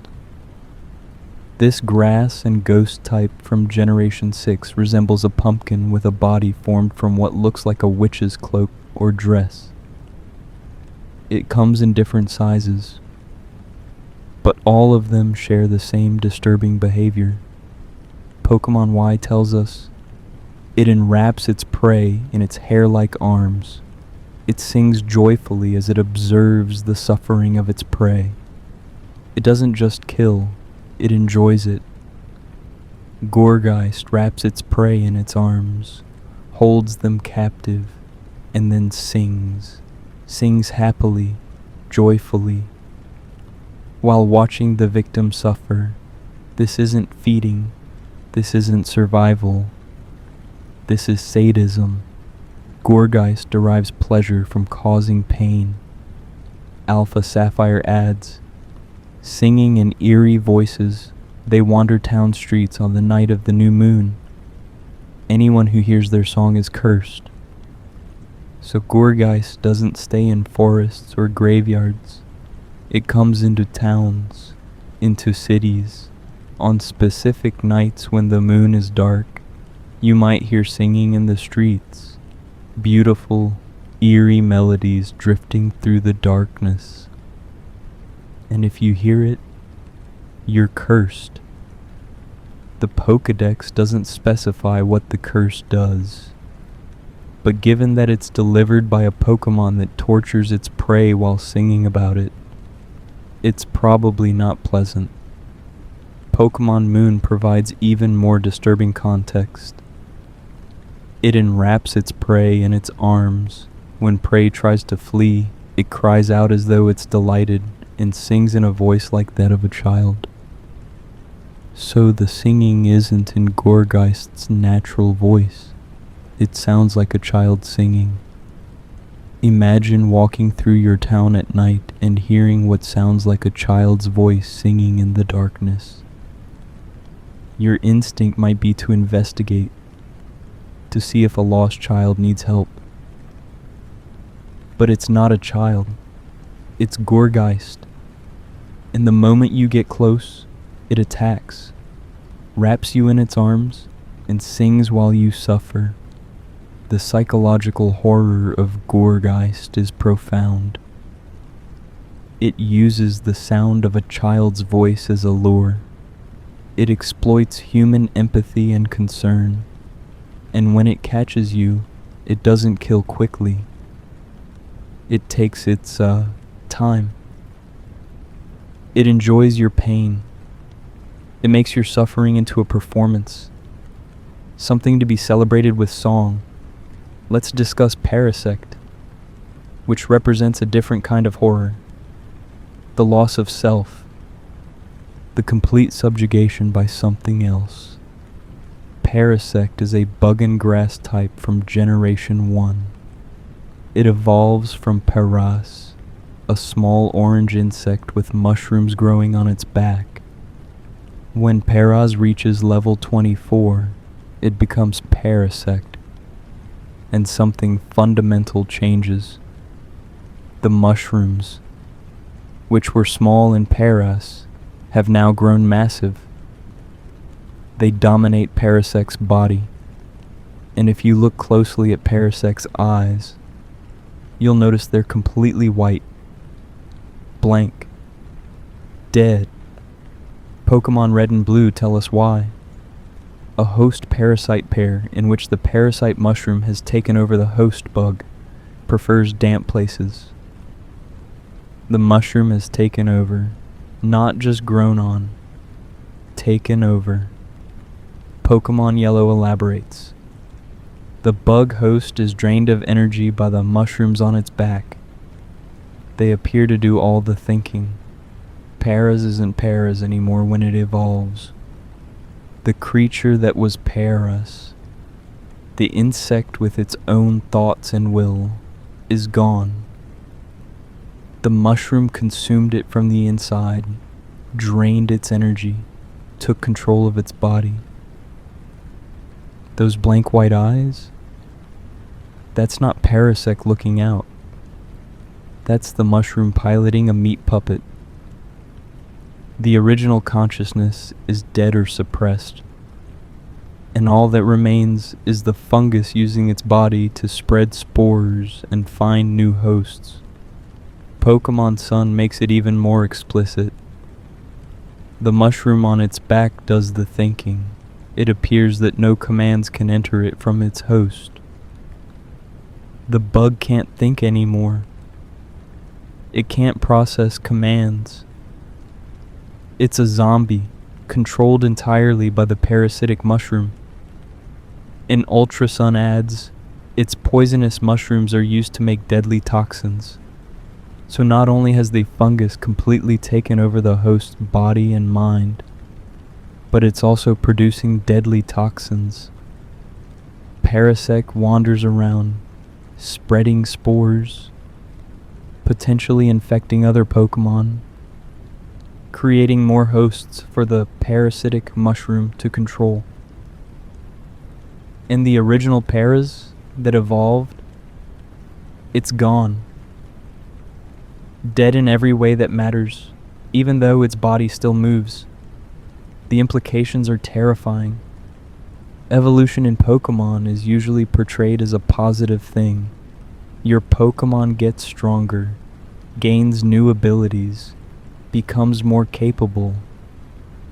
But Paris's evolution isn't growth, it's death. It's the complete loss of self as a parasite takes over. And the worst part, trainers celebrate this. Congratulations, your paras evolved into Parasect. No, your paras died. What you have now is a fungal colony wearing your paras' corpse. Dusk Noir represents another form of disturbing inevitability. Death itself given form and agency. Dusk Noir is a ghost type from Generation 4, the final evolution of Duskull and Dusclops. It's a large, imposing Pokemon with a single yellow eye and an antenna-like protrusion from its head. Multiple Pokedex entries describe it as an emissary from the afterlife, but the specifics get much darker. Pokemon Diamond tells us the antenna on its head captures radio waves from the world of the dead, which it uses to signal other Dusk Noir. It receives transmissions from the afterlife, messages from the dead, instructions perhaps, or assignments. Pearl explains what it does with those instructions. It is said to take lost spirits into its pliant body and guide them home. That sounds almost benevolent. Guiding lost spirits home, helping them find peace. But then we get entries like the one from Pokemon Legends Arceus. It awaits the day when it can soar freely through the skies, but that day shall not come for Dusk Noir. There's a longing there, a desire for freedom that will never be fulfilled. Dusk Noir is bound to its duty, and Sun's entry makes that duty explicitly terrifying. A glimpse of its cruel nature can be seen when the Dusk Noir approaches its prey. If it finds what it's looking for, it takes it to the world of the dead. Dusk Noir doesn't just guide spirits, it takes them. It approaches the living, looking for specific targets, and when it finds someone whose time has come, it drags them to the afterlife. It's death personified, the Grim Reaper. And according to the Pokedex, if you see your shadow suddenly moving independently, if you notice your shadow laughing when you're not, that's not your shadow. That's a ghost type hiding there. And it might be Dusk Noir, waiting for the right moment to take you. Platinum adds, the antenna on its head captures radio waves from the world of spirits that command it to take people there. So Dusk Noir is commanded. It receives orders from the afterlife, instructions on who to collect and when. It's not acting on its own judgment. It's following directions from whatever exists on the other side, serving as a retrieval agent for the dead. Imagine dying not peacefully in your sleep or suddenly in an accident, but seeing Dusk Noir appear. This massive ghost with its single yellow eye staring at you, antenna twitching as it receives confirmation that yes, you're the one it's here for. And then it reaches out with those large hands. And no matter how much you fight or run or beg, it takes you, pulls you through whatever barrier separates life from death, drags you to the world of spirits, because something on the other side decided it was time. Ninetales brings ancient curses into the mix, and the sheer duration of suffering it can inflict is staggering. Ninetales is a fire type from Generation 1 that evolves from Vulpix when exposed to a firestone. It's elegant and mystical in appearance, with 9 flowing tails and an aura of supernatural power. And it's incredibly vindictive. Pokemon Red and Blue warn us, very smart and very vengeful. Grabbing one of its many tails could result in a 1,000-year curse. 1,000 years, not a day, not a year. 1,000 years of being cursed just for touching one of its tails. That's not proportional. That's not defensive. That's pure spite. You accidentally grab a tail, maybe while trying to catch it or in the confusion of battle, and you're cursed for a millennium. Pokemon Gold elaborates. It is said to live 1,000 years, and each of its tails is loaded with supernatural power. And Pokemon Ultra Sun gives us the most disturbing detail. It is vindictive and relentless by nature. Those who cross it even once will be cursed for 1,000 years, along with their descendants. Along with their descendants. The curse passes down through generations. Your children will be cursed. Your grandchildren. Your great-great-great-great-grandchildren. Hundreds of years in the future. People who never met you, who don't even know your name, will suffer because you once grabbed a Ninetales tail. Mao, the curse outlives you. Takiznarum outlives everyone you know. It becomes a family curse, a hereditary suffering that persists through countless generations. What does the curse do? The Pokedex never specifies. Just that it's bad enough to be warned about across multiple game entries. And the curse persists even after the Ninetales dies. Even killing the Ninetales that cursed you wouldn't end it. The curse has been set in motion, and it will run its course over 1,000 years, affecting your entire bloodline. Let's talk about Spoink, which represents a different kind of horror. The immediate, constant threat of death. Spoink is a psychic-type pig Pokemon from Generation 3. It's actually quite cute, with a pink body and a spring for a tail. It bounces everywhere it goes, using that spring to move around. And that bouncing, it's not optional. Pokemon Ruby tells us, Spoink bounces around on its tail. The shock of its bouncing makes its heart pump. As a result, this Pokemon cannot afford to stop bouncing. If it stops, its heart will stop. If Spoink stops bouncing, it dies. Immediately. Its heart will stop beating. The constant bouncing is the only thing keeping it alive. It's not playing. It's not having fun. It's desperately maintaining the rhythm that keeps its heart pumping. Or, Sapphire adds, Spoink keeps a pearl on top of its head. The pearl functions to amplify this Pokemon's psychokinetic powers. It is therefore on a constant search for a bigger pearl. So not only does Spoink have to bounce constantly or die, but it's also searching for pearls. It needs that pearl on its head for its powers to work. If it loses the pearl, its abilities weaken. Imagine being Spoink. You can never rest, never sleep properly, never stop moving, because one moment of stillness means death, and you're always looking for a better pearl, trying to upgrade your abilities while maintaining this exhausting, endless bouncing.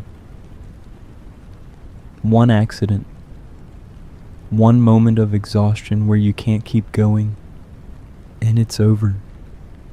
Pokemon Violet provides more context. Using its tail like a spring, It keeps its heart beating by bounding constantly. If it stops, it dies. The repetition across multiple games emphasizes just how critical this is. This isn't flavor text. This is a fundamental aspect of Spoink's biology. It's a creature one bounce away from death at all times. Shedinja brings us a different kind of immediate lethality, one that's built into its very design. Shedinja is a bug and ghost type from Generation 3 that appears when Nincada evolves into Ninjask. If you have an empty spot in your party and a spare Pokeball, a Shedinja will appear, representing the discarded shell that Nincada left behind when it evolved. Shedinja is unique in many ways. It only has one hit point. Any attack that lands will knock it out. But it has the ability Wonder Guard, which makes it immune to attacks that aren't super effective. So it's simultaneously the most fragile and most defensively powerful Pokémon in the game. But the really disturbing part is in the Pokedex. Pokémon Ruby tells us Shedinja is a peculiar Pokémon. It seems to appear unsought in a Pokeball after a Nincada evolves. This bizarre Pokémon is entirely immobile. It doesn't even breathe. It doesn't breathe. It's not alive in any conventional sense. It's a hollow shell given animation through some unknown force. Pokémon Sapphire provides the nightmare fuel. Shedinja's hard body doesn't move, not even a twitch. In fact, its body appears to be merely a hollow shell. It is believed that this Pokémon will steal the spirit of anyone peering into its hollow body from its back.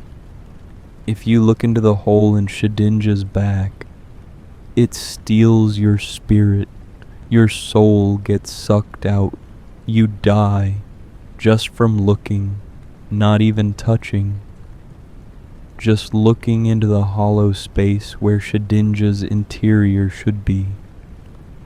And apparently, there's something in that darkness, something in that void, that reaches out and claims any soul that peers inside. Multiple entries emphasize this across different games. Pokémon Diamond, a discarded bug shell that came to life. Peering into the crack on its back is said to steal one's spirit. Pokémon Sun, a strange Pokémon. It flies without moving its wings, has a hollow shell for a body, and does not breathe. Ultra Sun, a most peculiar Pokémon that somehow appears in a Pokeball when a Nincada evolves. A strange Pokémon that does not eat or drink anything. The hole in its back is said to steal the life of those who peek into it. So you can't look at Shedinja from behind. Ever. If you do, if curiosity gets the better of you and you peek into the crack in its shell, you die. Your spirit is stolen. Your life is taken. And Shedinja doesn't even have to do anything. It's passive. The theft of your soul is automatic, an inherent property of whatever void exists within its hollow body. What happens to the stolen souls? Oh, the Pokedex doesn't say. Are they trapped inside Shedinja, consumed, sent somewhere else? We don't know. We just know that looking is fatal, and that Shedinja, this hollow shell that shouldn't be alive, that doesn't eat or drink or breathe or move, is one of the most dangerous Pokémon in existence. Not because of what it does, but because of what it is, a hole in reality that takes souls. Let's move to more recent generations and discuss some of the dark entries from Pokémon Scarlet and Violet. Palossand is a ghost and ground type from Generation 7. that evolves from Sandygast.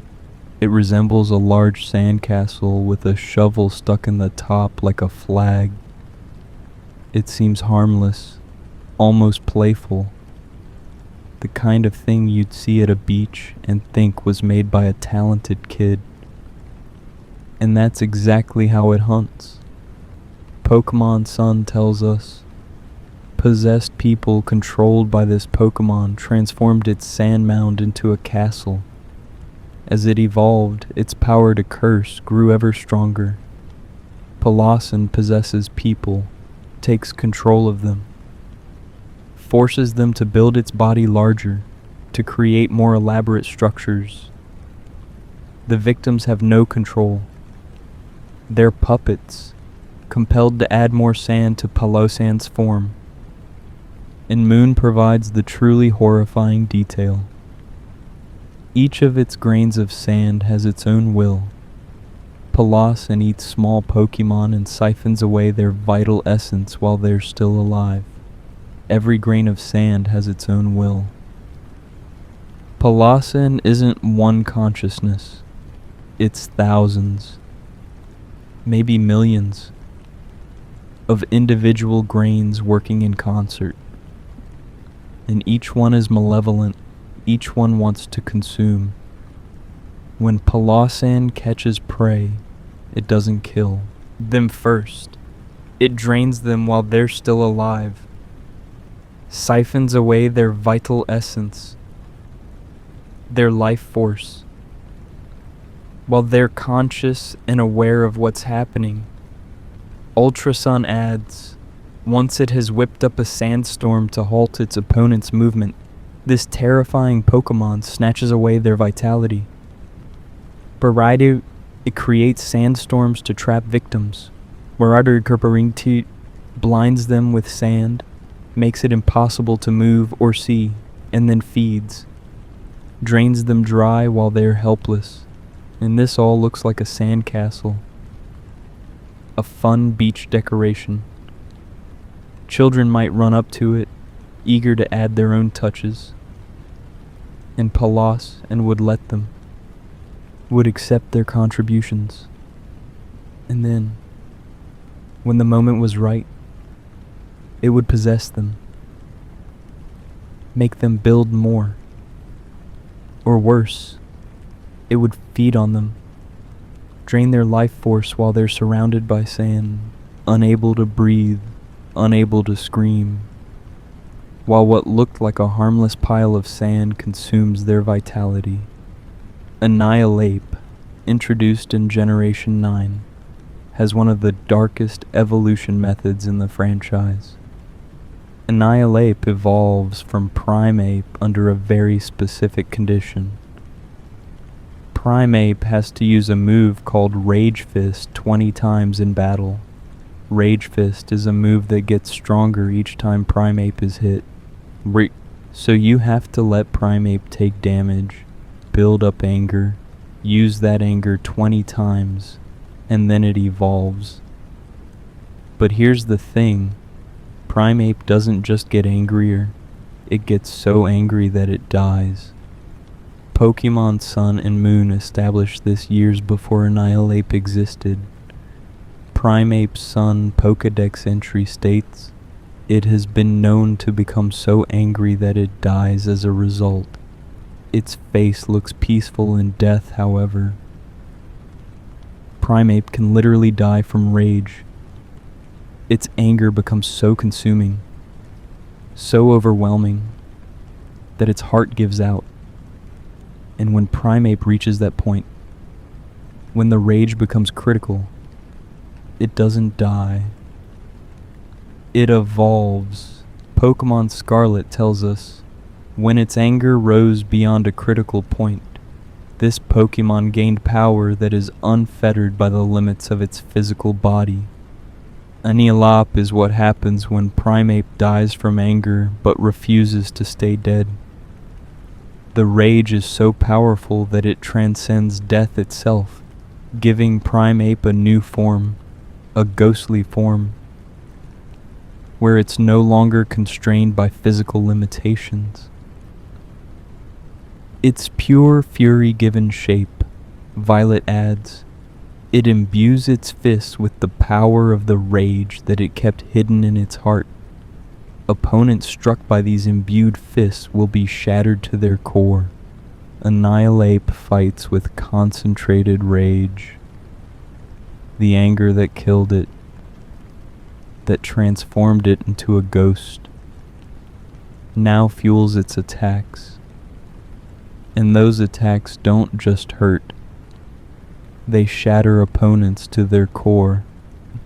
Not just physically.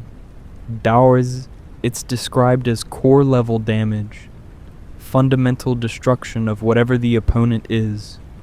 The evolution from primate to annihilate is literally death by rage, followed by resurrection through spite. Your primate dies, and instead of mourning that death, instead of treating it as a tragedy, the game celebrates it as evolution. Your Pokemon just experienced something so traumatic, so fundamentally damaging, that it died. And the game's response is, congratulations, Primeape evolved into Annihilate. Bramblin and its evolution Bramblegast have similarly dark origins. Bramblin is a grass and ghost type that resembles a tumbleweed. And Pokemon Scarlet explains how it came to be.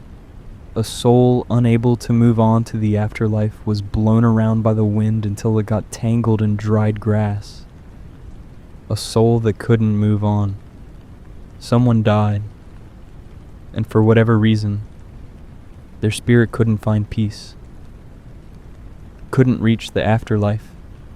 Maybe they had unfinished business. Maybe they were afraid.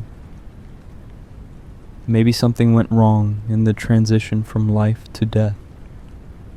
Whatever the cause, this soul was left behind, wandering until wind caught it and blew it into dried grass. And that's how Bramblin was formed.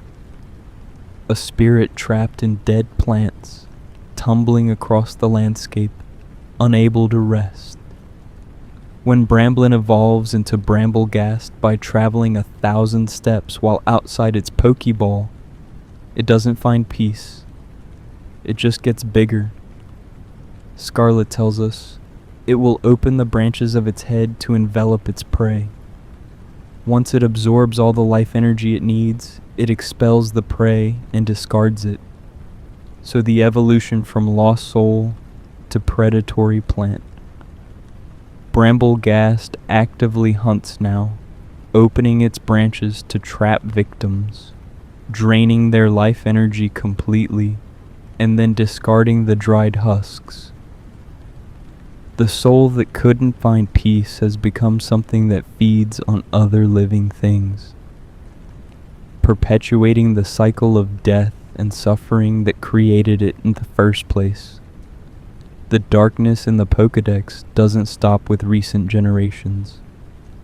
In fact, some of the most disturbing entries come from Pokemon that seem innocent at first glance.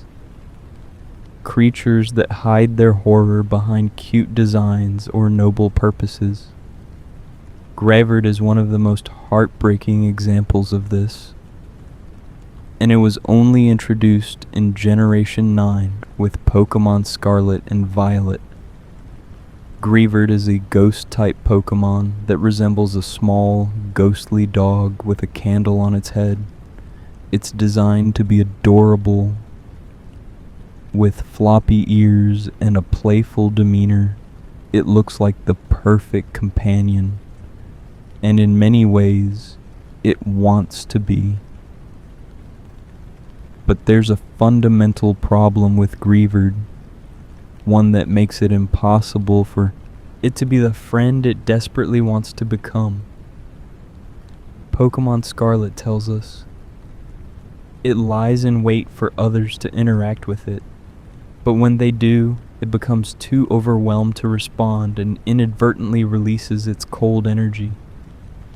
Gravard is so lonely, so desperate for companionship, that it waits for someone to approach and play with it. But when someone actually does, when a person or Pokemon gets close, Greavard becomes overwhelmed with emotion. Too much joy, too much excitement. And in that moment of overwhelming feeling, it loses control and releases cold energy, freezing energy, life-draining energy. Violet elaborates. It will sink its teeth into creatures that approach carelessly. The excess life energy it absorbs causes its candle flame to burn brighter.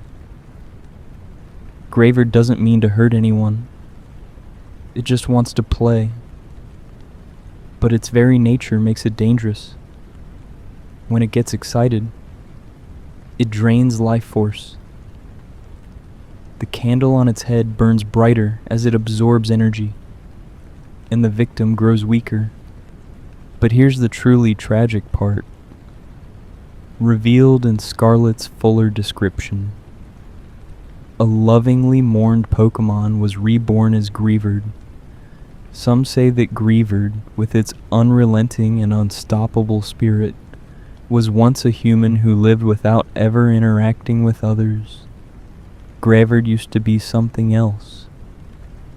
Either a dog that was deeply loved and mourned after death, or possibly even a human who lived in complete isolation. Someone who spent their entire life alone, never connecting with others. And after death became this creature that desperately craves interaction, but can't help hurting anyone who tries. It's cosmic irony at its cruelest.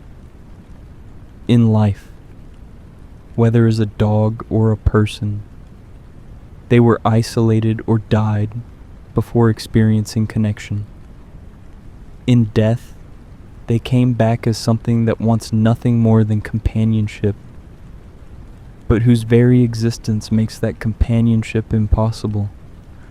Imagine being Greavard. You wait in the darkness, hoping someone will approach. Someone finally does. And you're so happy, so overwhelmed with joy, that you accidentally hurt them, drain their life, and they run away in fear or collapse from exhaustion, and you're alone again, forever trapped in this cycle of hoping for connection and destroying it the moment it arrives. That's not horror. That's tragedy. Honage and its evolutionary line present a different kind of possession horror. One where the Pokemon itself is a weapon that takes over its wielder. Honage is a steel and ghost type from Generation 6 that literally looks like a sword with a sash wrapped around its hilt. It's an elegant design, and many trainers would be excited to find a sword Pokemon. But Pokemon Y warns us. If anyone dares to grab its hilt, it wraps a blue cloth around that person's arm and drains that person's life energy completely. Completely. Not partially. Not a little bit. Honage drains all your life energy if you try to wield it without permission. You see a sword lying on the ground. You think you've found an amazing weapon. You reach for the handle, and the cloth wraps around your arm like a snake. And then you feel yourself getting weaker, colder, your strength flowing out of you and into the blade. And you can't let go because the cloth is holding you. You're trapped, being drained, until there's nothing left. Pokemon Sword adds, Honage's soul once belonged to a person who was killed a long time ago by the sword that makes up Honage's body. So Honage is the spirit of someone who was murdered by the very sword that now forms its body. The victim and murder weapon fused into a single entity. Someone was killed with this blade, and their soul became bound to it, transforming both into a Pokémon. And now that Pokémon continues the cycle, draining the life from anyone who tries to use it. When Honage evolves into Doublade, you get 2 swords instead of 1, and the danger doubles. And when it finally evolves into Aegislash, it gains a shield and becomes even more dangerous. Pokemon Sun tells us generations of kings were attended by these Pokemon, which used their spectral power to manipulate and control people and Pokemon. Aegislash doesn't just drain life, it manipulates, controls. For generations, it served as the companion to kings. But it wasn't serving loyally, it was controlling them, using its spectral power to influence decisions, to bend rulers to its will. How many kingdoms rose and fell because of Aegislash's manipulation? How many wars were started? How many laws were passed? How many people died? All because a sword Pokemon was controlling the mind of the person in power. And Moon adds this disturbing detail. In this defensive stance, Aegislash uses its steel body and a force field of spectral power to reduce the damage of any attack. While in its shield form, Aegislash is nearly invulnerable. It can manipulate people, drain their life force, and defend itself from any retaliation. It's the perfect predator, hiding behind the guise of a loyal weapon while actually being the one in control. Spiritomb represents collective evil given form, and its origin is one of the darkest in the franchise. Spiritomb is a ghost and dark type from Generation 4 that appears as a purple ethereal creature emerging from a stone. The stone, known as the Odd Keystone, is what binds it. And Pokemon Diamond explains why binding is necessary. A Pokemon that was formed by 108 spirits. It is bound to a fissure in an odd keystone. 108 spirits. Not one, not a few. 108 individual souls bound together in a single entity. Pearl elaborates. It was bound to a fissure in an odd keystone as punishment for misdeeds 500 years ago. These weren't good people. These were criminals. Sinners, people who committed such terrible acts that they were punished even after death. 500 years ago, someone gathered 108 evil spirits and bound them to a stone as eternal punishment. They were trapped, forced to exist together, unable to move on, unable to find peace, just endless imprisonment in a keystone. Platinum adds, it was formed by uniting 108 spirits. It has been forbidden to ever approach the area of an odd keystone again. The spirits are so dangerous, so fundamentally wrong, that approaching the keystone is forbidden. You're not supposed to go near it. You're not supposed to interact with it. Because if you do, if you weaken the binding, Spiritomb escapes, and when it escapes, what you get is a collective of 108 evil spirits working in concert. Pokemon Legends Arceus tells us it lays curses by using its wicked chain. The chain is composed of 108 spirits of terrible sinners. The chain that Spiritomb forms, the swirling purple energy that makes up its lower body, is literally made from the spirits of sinners. Each link is a soul. Each movement is dozens of malevolent consciousnesses working together. Ultra Sun states, Exactly 108 spirits gathered to become this Pokémon. Apparently there are some ill-natured spirits in the mix. Some ill-natured spirits. Not all of them are equally evil, apparently. Some of the 108 are worse than others, which means there's a hierarchy of wickedness within Spiritomb itself. The worst of the worst influencing the slightly less terrible, all bound together in perpetual punishment that's become a Pokémon. What did these people do 500 years ago to deserve this? Bree. What crimes were so severe that binding their spirits for eternity seemed like appropriate justice? Bree, and more disturbingly, what happens when you catch Spiritomb?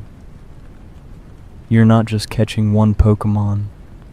You're catching 108 damned souls. You're carrying their punishment with you, using their collective power in battles. The entire concept is deeply unsettling. Darkrai brings us nightmares made manifest, and the damage it causes is psychological rather than physical. Darkrai is a Dark-type mythical Pokémon from Generation 4. It's one of the more famous legendary Pokémon, featured prominently in movies and special events, and its entire existence revolves around nightmares. Pokémon Diamond tells us it can lull people to sleep and make them dream. It seeks to make itself appear as if it were a person's shadow. That's already concerning.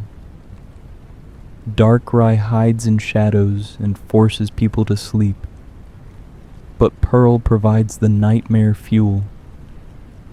It chases people and Pokémon from its territory by causing them to experience deep, nightmarish slumbers.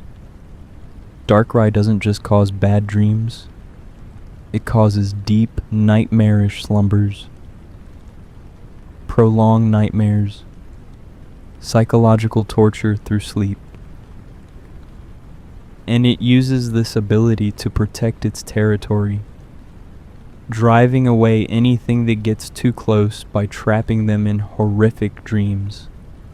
Platinum elaborates, folklore has it that on moonless nights, this Pokémon will make people see horrific nightmares.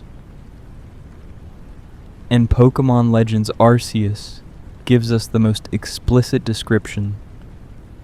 On a moonless night, a strange incident occurred in which every person in a village stopped moving at once. The cause was believed to be mushrooms. Wait. Mushrooms? That seems random until you realize the entry is being deliberately misleading. The real cause was Darkrai. Every person in an entire village was trapped in nightmare-induced stasis simultaneously. Nobody moving, nobody waking.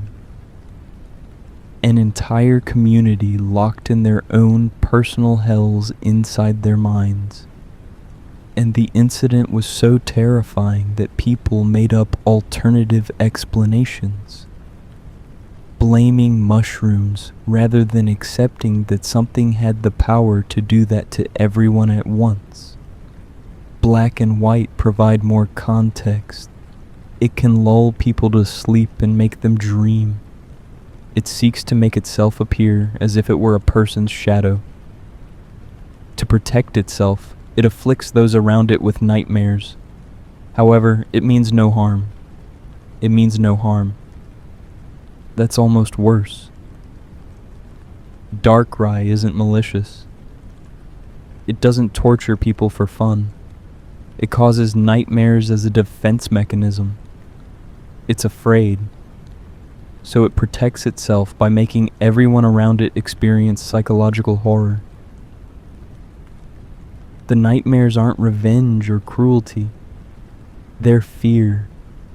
Darkrai is so scared of being hurt that it hurts others first. trapping them in nightmares before they can threaten it. And what are these nightmares like? The Pokedex never specifies, but they're described as horrific and deep, not just scary dreams, not just unpleasant experiences, horrific. The kind of nightmares that people remember for the rest of their lives. The kind that cause trauma.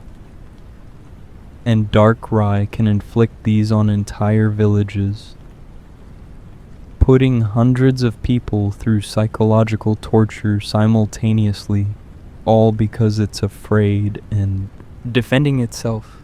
Munna and Musharna present a different angle on dream consumption. One that seems benevolent at first, but hides darker implications.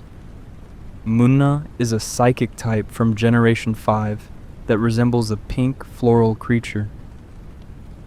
It's quite cute, and its Pokedex entries initially seem helpful.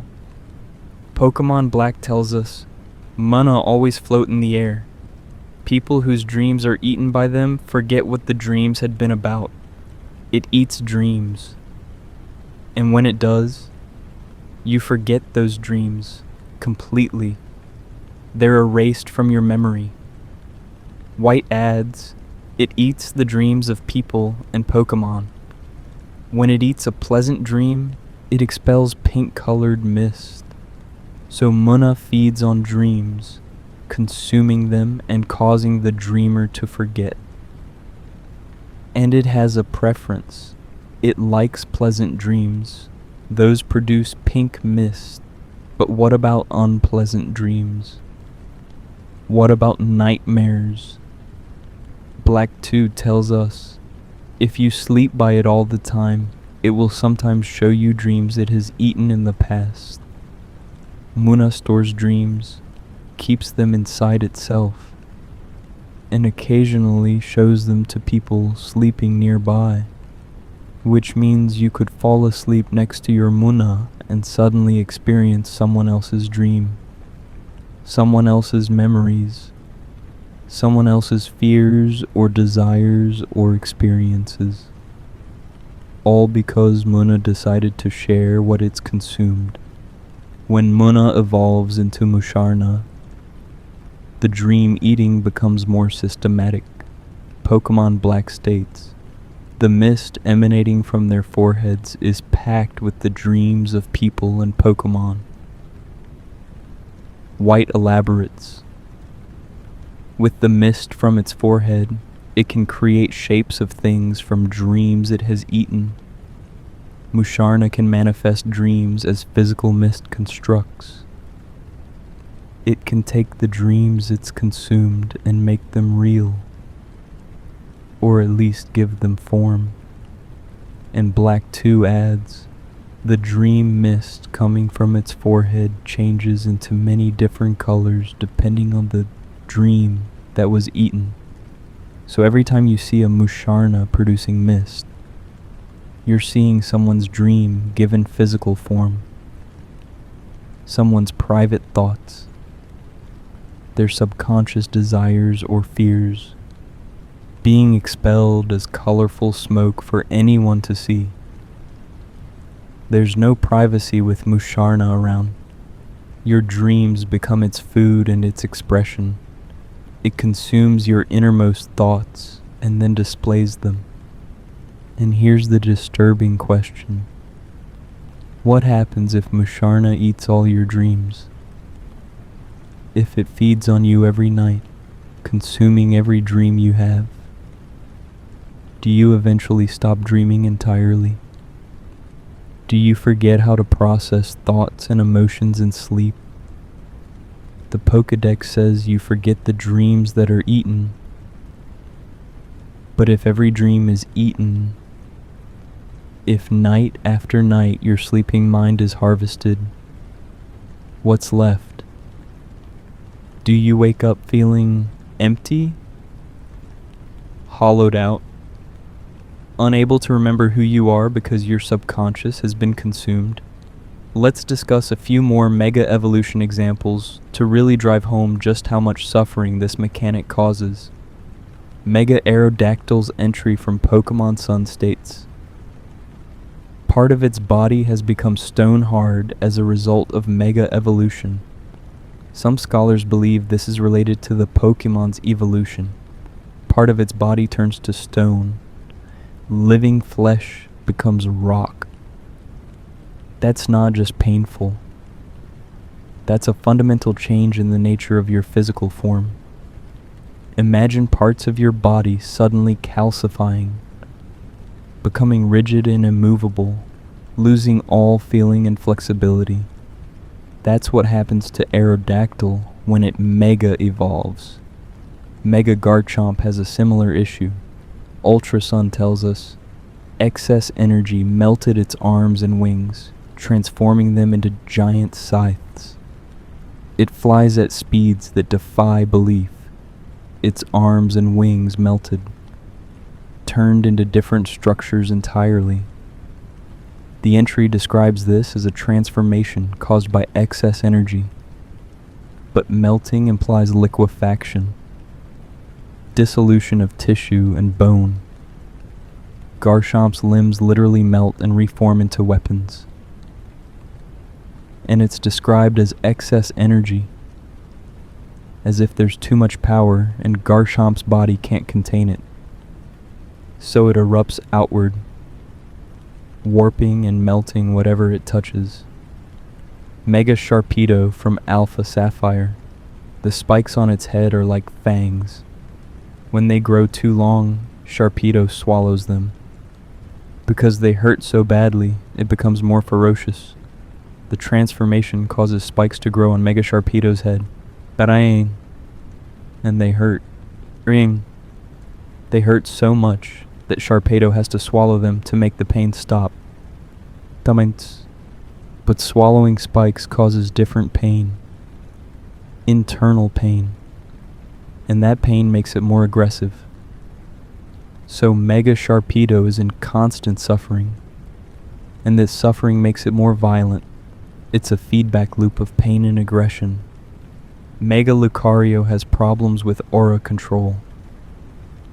Pokemon Y states, its aura has expanded due to Mega Evolution. Governed only by its combative instincts, it strikes enemies without mercy. Lucario is normally portrayed as noble and controlled. It has a strong sense of justice and loyalty. But Mega Evolution causes it to lose that control. Its aura expands beyond its ability to manage, and it becomes governed by combative instincts.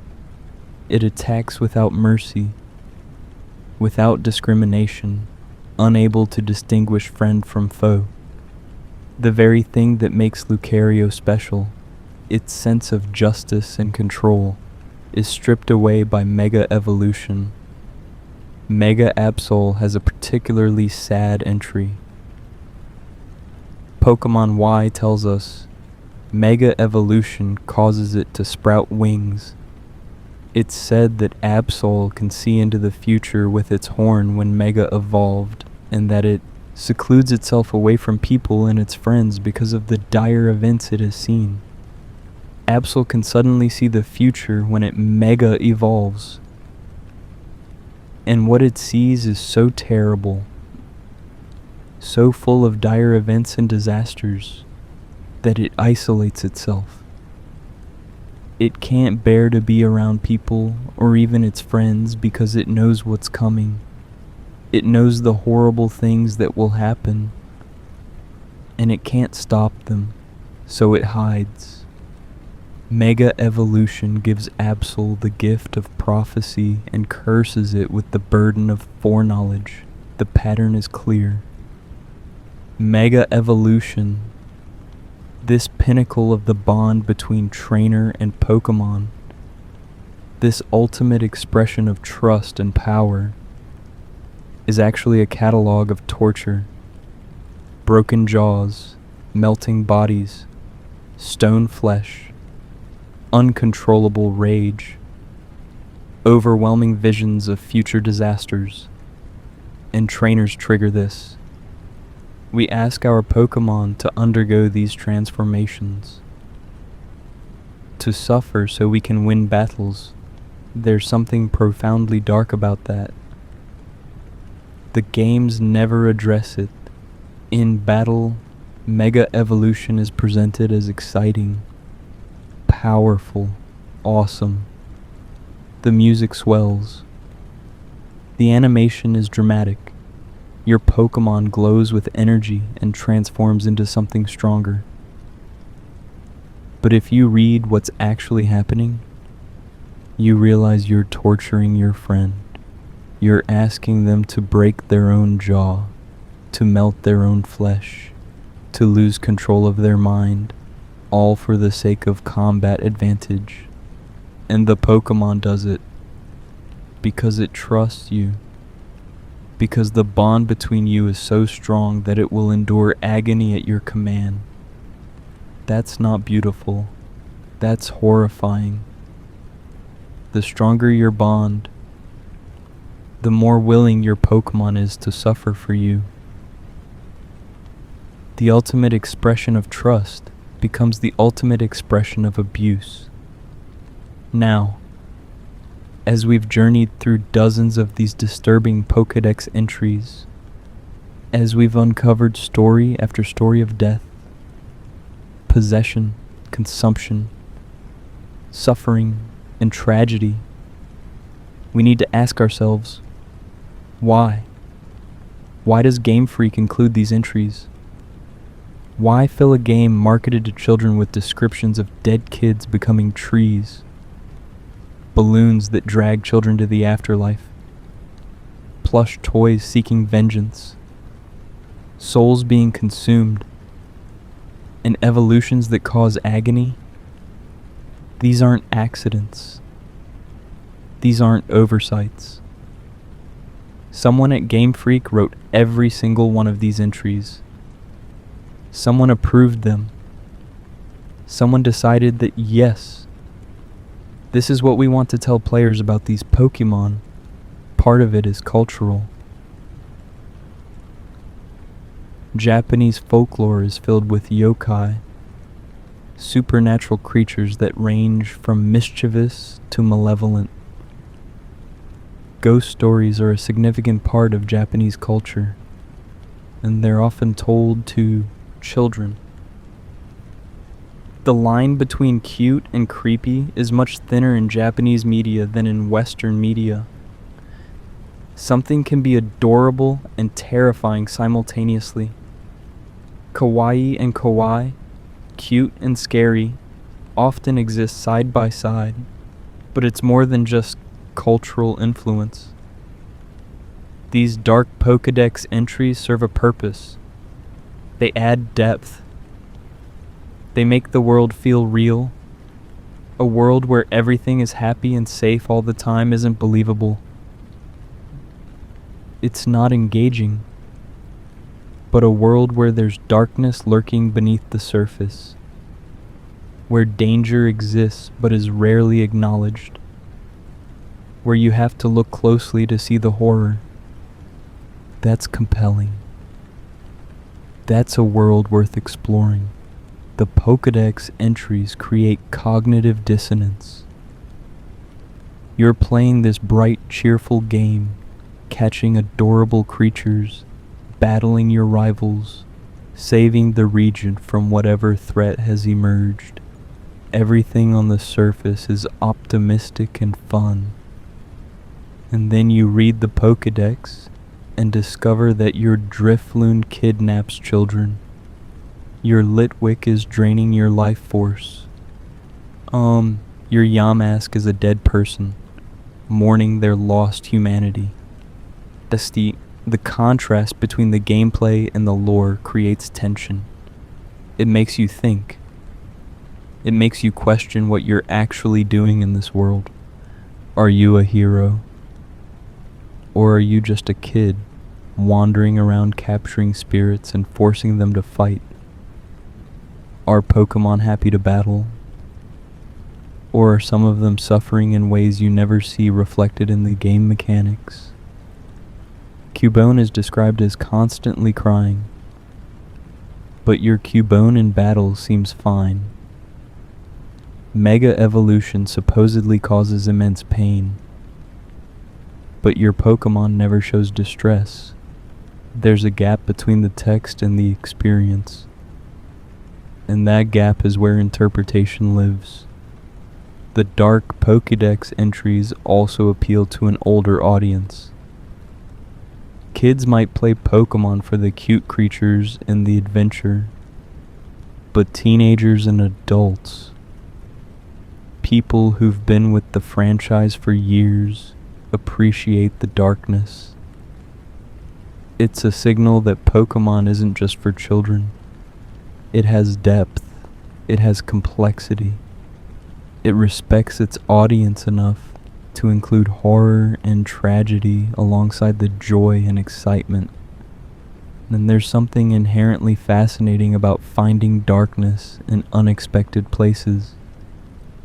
It's why people love creepypasta about children's media. It's why theories about dark origins in cheerful shows gain traction. We're drawn to the idea that something innocent might have a sinister underside. Game Freak understands this. They give us bright colors and happy music and friendly NPCs. And then they hide nightmares in the Pokedex entries. They know we'll find them. They know we'll share them. They know we'll be disturbed and fascinated in equal measure. These entries create a mythology. They suggest a world that's bigger and stranger than what we see on screen.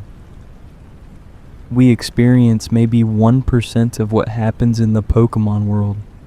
We see the sanitized, trainer-appropriate version. But the Pokedex hints at everything else. The ships that vanish when Jellicent attacks. The villages where everyone falls into nightmare-induced comas because of Darkrai. The children who grab Drifloon and disappear forever.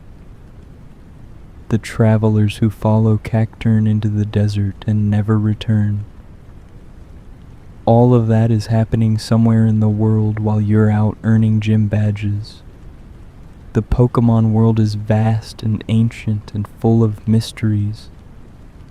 Humans coexist with creatures that can manipulate time and space, that can create and destroy matter, that can peer into the future or traverse dimensions.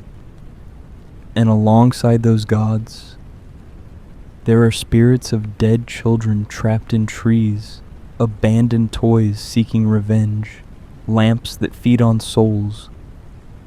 The mundane horror exists right next to the cosmic power. A Drifloon floating past a preschool is as much a part of this world as Dialga and Palkia, governing time and space. And maybe that's the most disturbing thing of all. In the Pokemon world, these horrors are normalized. People know that Hypno kidnaps children. But Hypno still exists in cities. People know that Drifloon drags kids to the afterlife. But they don't exterminate Drifloon. They warn their children not to grab strange balloons and move on with their day. The darkness is acknowledged and accepted. It's just part of life. Your mom warns you about Pokemon that steal souls the same way she reminds you to look both ways before crossing the street. That acceptance is what makes the Pokemon world truly alien. While it looks familiar, it has towns and schools and families, but the baseline assumptions are completely different. In our world, if a creature was kidnapping children, there would be a massive response. Authorities would mobilize. People would hunt down every instance of that creature. But in the Pokemon world, They just update the Pokedex entry and tell kids to be careful. The horror is structural. It's built into the foundation of the world. It's not something that can be fixed or solved. It's just how things are. Dead people become Yamask. Lost children become Phantump. Abandoned toys become Banette. Rage death creates Annihilate. These transformations happen. They're documented. They're studied. And everyone just accepts them as natural phenomena. So what does all this mean for us? The players, the trainers navigating this world. What does it mean to fill out a Pokedex knowing that each entry might reveal something horrifying? What does it mean to catch and train creatures whose origins are rooted in death and suffering? Maybe it means we're not as innocent as we think. The typical Pokemon narrative frames the player as a hero. You're a kid starting a journey, catching Pokemon, battling trainers, stopping evil teams, becoming champion. You're the protagonist of a coming-of-age story. But if you really examine what you're doing through the lens of these Pokedex entries, it's more complicated. You're capturing spirits, imprisoning souls, commanding creatures that might be suffering, triggering transformations that cause pain. And you're doing it for sport, for competition, because you want to be the best. The game never frames it this way. But the Pokedex entries provide enough information to construct that interpretation. Or maybe it means something different. Maybe the darkness in the Pokedex entries is a reminder that the world is complicated. That even in a place as fantastical as the Pokemon world, there's suffering and death and tragedy. But life goes on anyway. People still form bonds with their Pokemon. They still go on adventures. They still find joy and excitement and purpose. Not despite the darkness, but alongside it. Cubone wears its mother's skull and cries every night. But when you train a Cubone, when you battle with it and travel with it and care for it, you're giving it a new purpose, a new family. You're not erasing its tragedy, but you're helping it carry that burden. Maybe that's what trainers do. They take these creatures, some of which are defined by loss and pain and death, and they offer them companionship, connection, a reason to keep going. Or maybe we're not supposed to think about it too deeply. Maybe the dark Pokedex entries are just flavor text, meant to make the world feel richer and more complex without necessarily being taken literally. Maybe Game Freak expects players to engage with these entries as mythology, as stories people tell in the Pokemon world, rather than documented fact. But I don't think that's it. I think the horror is intentional. I think Game Freak wants us to feel uncomfortable. They want us to question the world we're exploring. They want us to realize that things aren't as simple as they seem. And most importantly, they want us to keep playing anyway. To accept the darkness as part of the world and continue our journey through it, because that's what makes Pokemon fascinating. It's not just the cute creatures and the turn-based battles, it's the depth, the layers, the realization that there's always more to discover, and not all of it is comfortable. You can play through an entire Pokémon game without reading most of the Pokédex entries.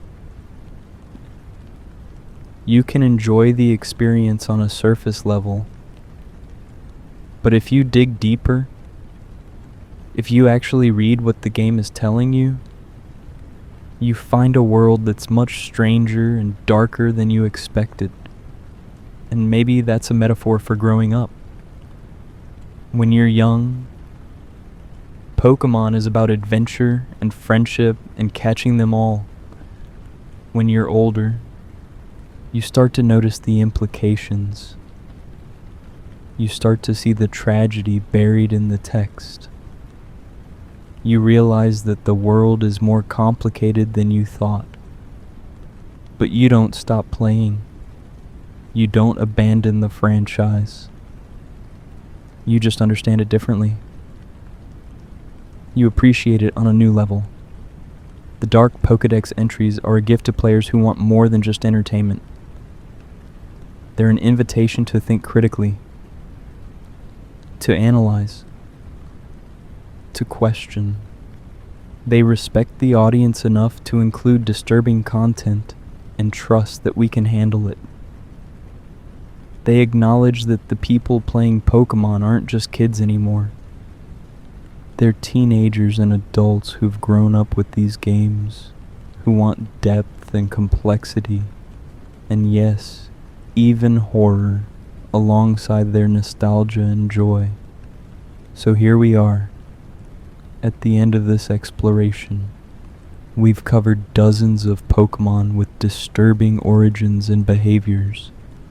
Dead humans becoming monsters, children's spirits trapped in trees, balloons that drag kids to the afterlife, lamps that steal souls at the moment of death, toys seeking revenge, orphans wearing their mother's skulls, evolutions that cause agony, possessions, curses, consumption, suffering, all of it documented in official Pokédex entries. All of it canon. And the next time you play a Pokémon game, the next time you catch something cute or cool or powerful, take a moment to read its Pokédex entry. Really read it. Think about what it's saying. Consider the implications. Because beneath the bright colors and catchy music and friendly battles, there's a world of darkness waiting to be discovered. A world where death doesn't end consciousness, where tragedy creates monsters, where the line between living and dead is thinner than we'd like to think. The Pokémon world is beautiful. It's full of wonder and adventure and possibility. But it's also terrifying. It's a place where a child's lost balloon might be a predatory ghost, where a friendly lamp in a hospital is waiting to steal souls, where the strongest bonds between human and Pokémon involve asking your companion to break its own body for your sake. And somehow, knowing all of this, understanding the darkness that permeates the world, we still want to be there. We still want to catch them all. We still want to explore every route, battle every trainer, fill out every Pokédex entry. Because the darkness doesn't diminish the light. It makes it more meaningful. The horror doesn't erase the joy. It gives it context. Because the tragedy doesn't make the adventure less worthwhile. It makes it more real. That's the true genius of Pokémon. It created a world complex enough to contain both innocence and horror, both joy and suffering, both life and death. And it trusts us to navigate that complexity, to find our own meaning in the contrast, to understand that maybe, just maybe, the best worlds are the ones that dare to be both wonderful and terrible at once. So the next time someone asks you about your favorite Pokémon, about what makes the franchise so enduring, you can tell them about the battles and the adventure and the nostalgia. Or you can tell them about Yamask, the dead human mourning its lost face. About Phantump, the child who never came home. About the darkness hiding in plain sight, waiting to be discovered by anyone curious enough to look, because that's what makes Pokémon truly special. It's not just a game about catching creatures, it's a world deep enough to contain nightmares. And we love it all the more for it.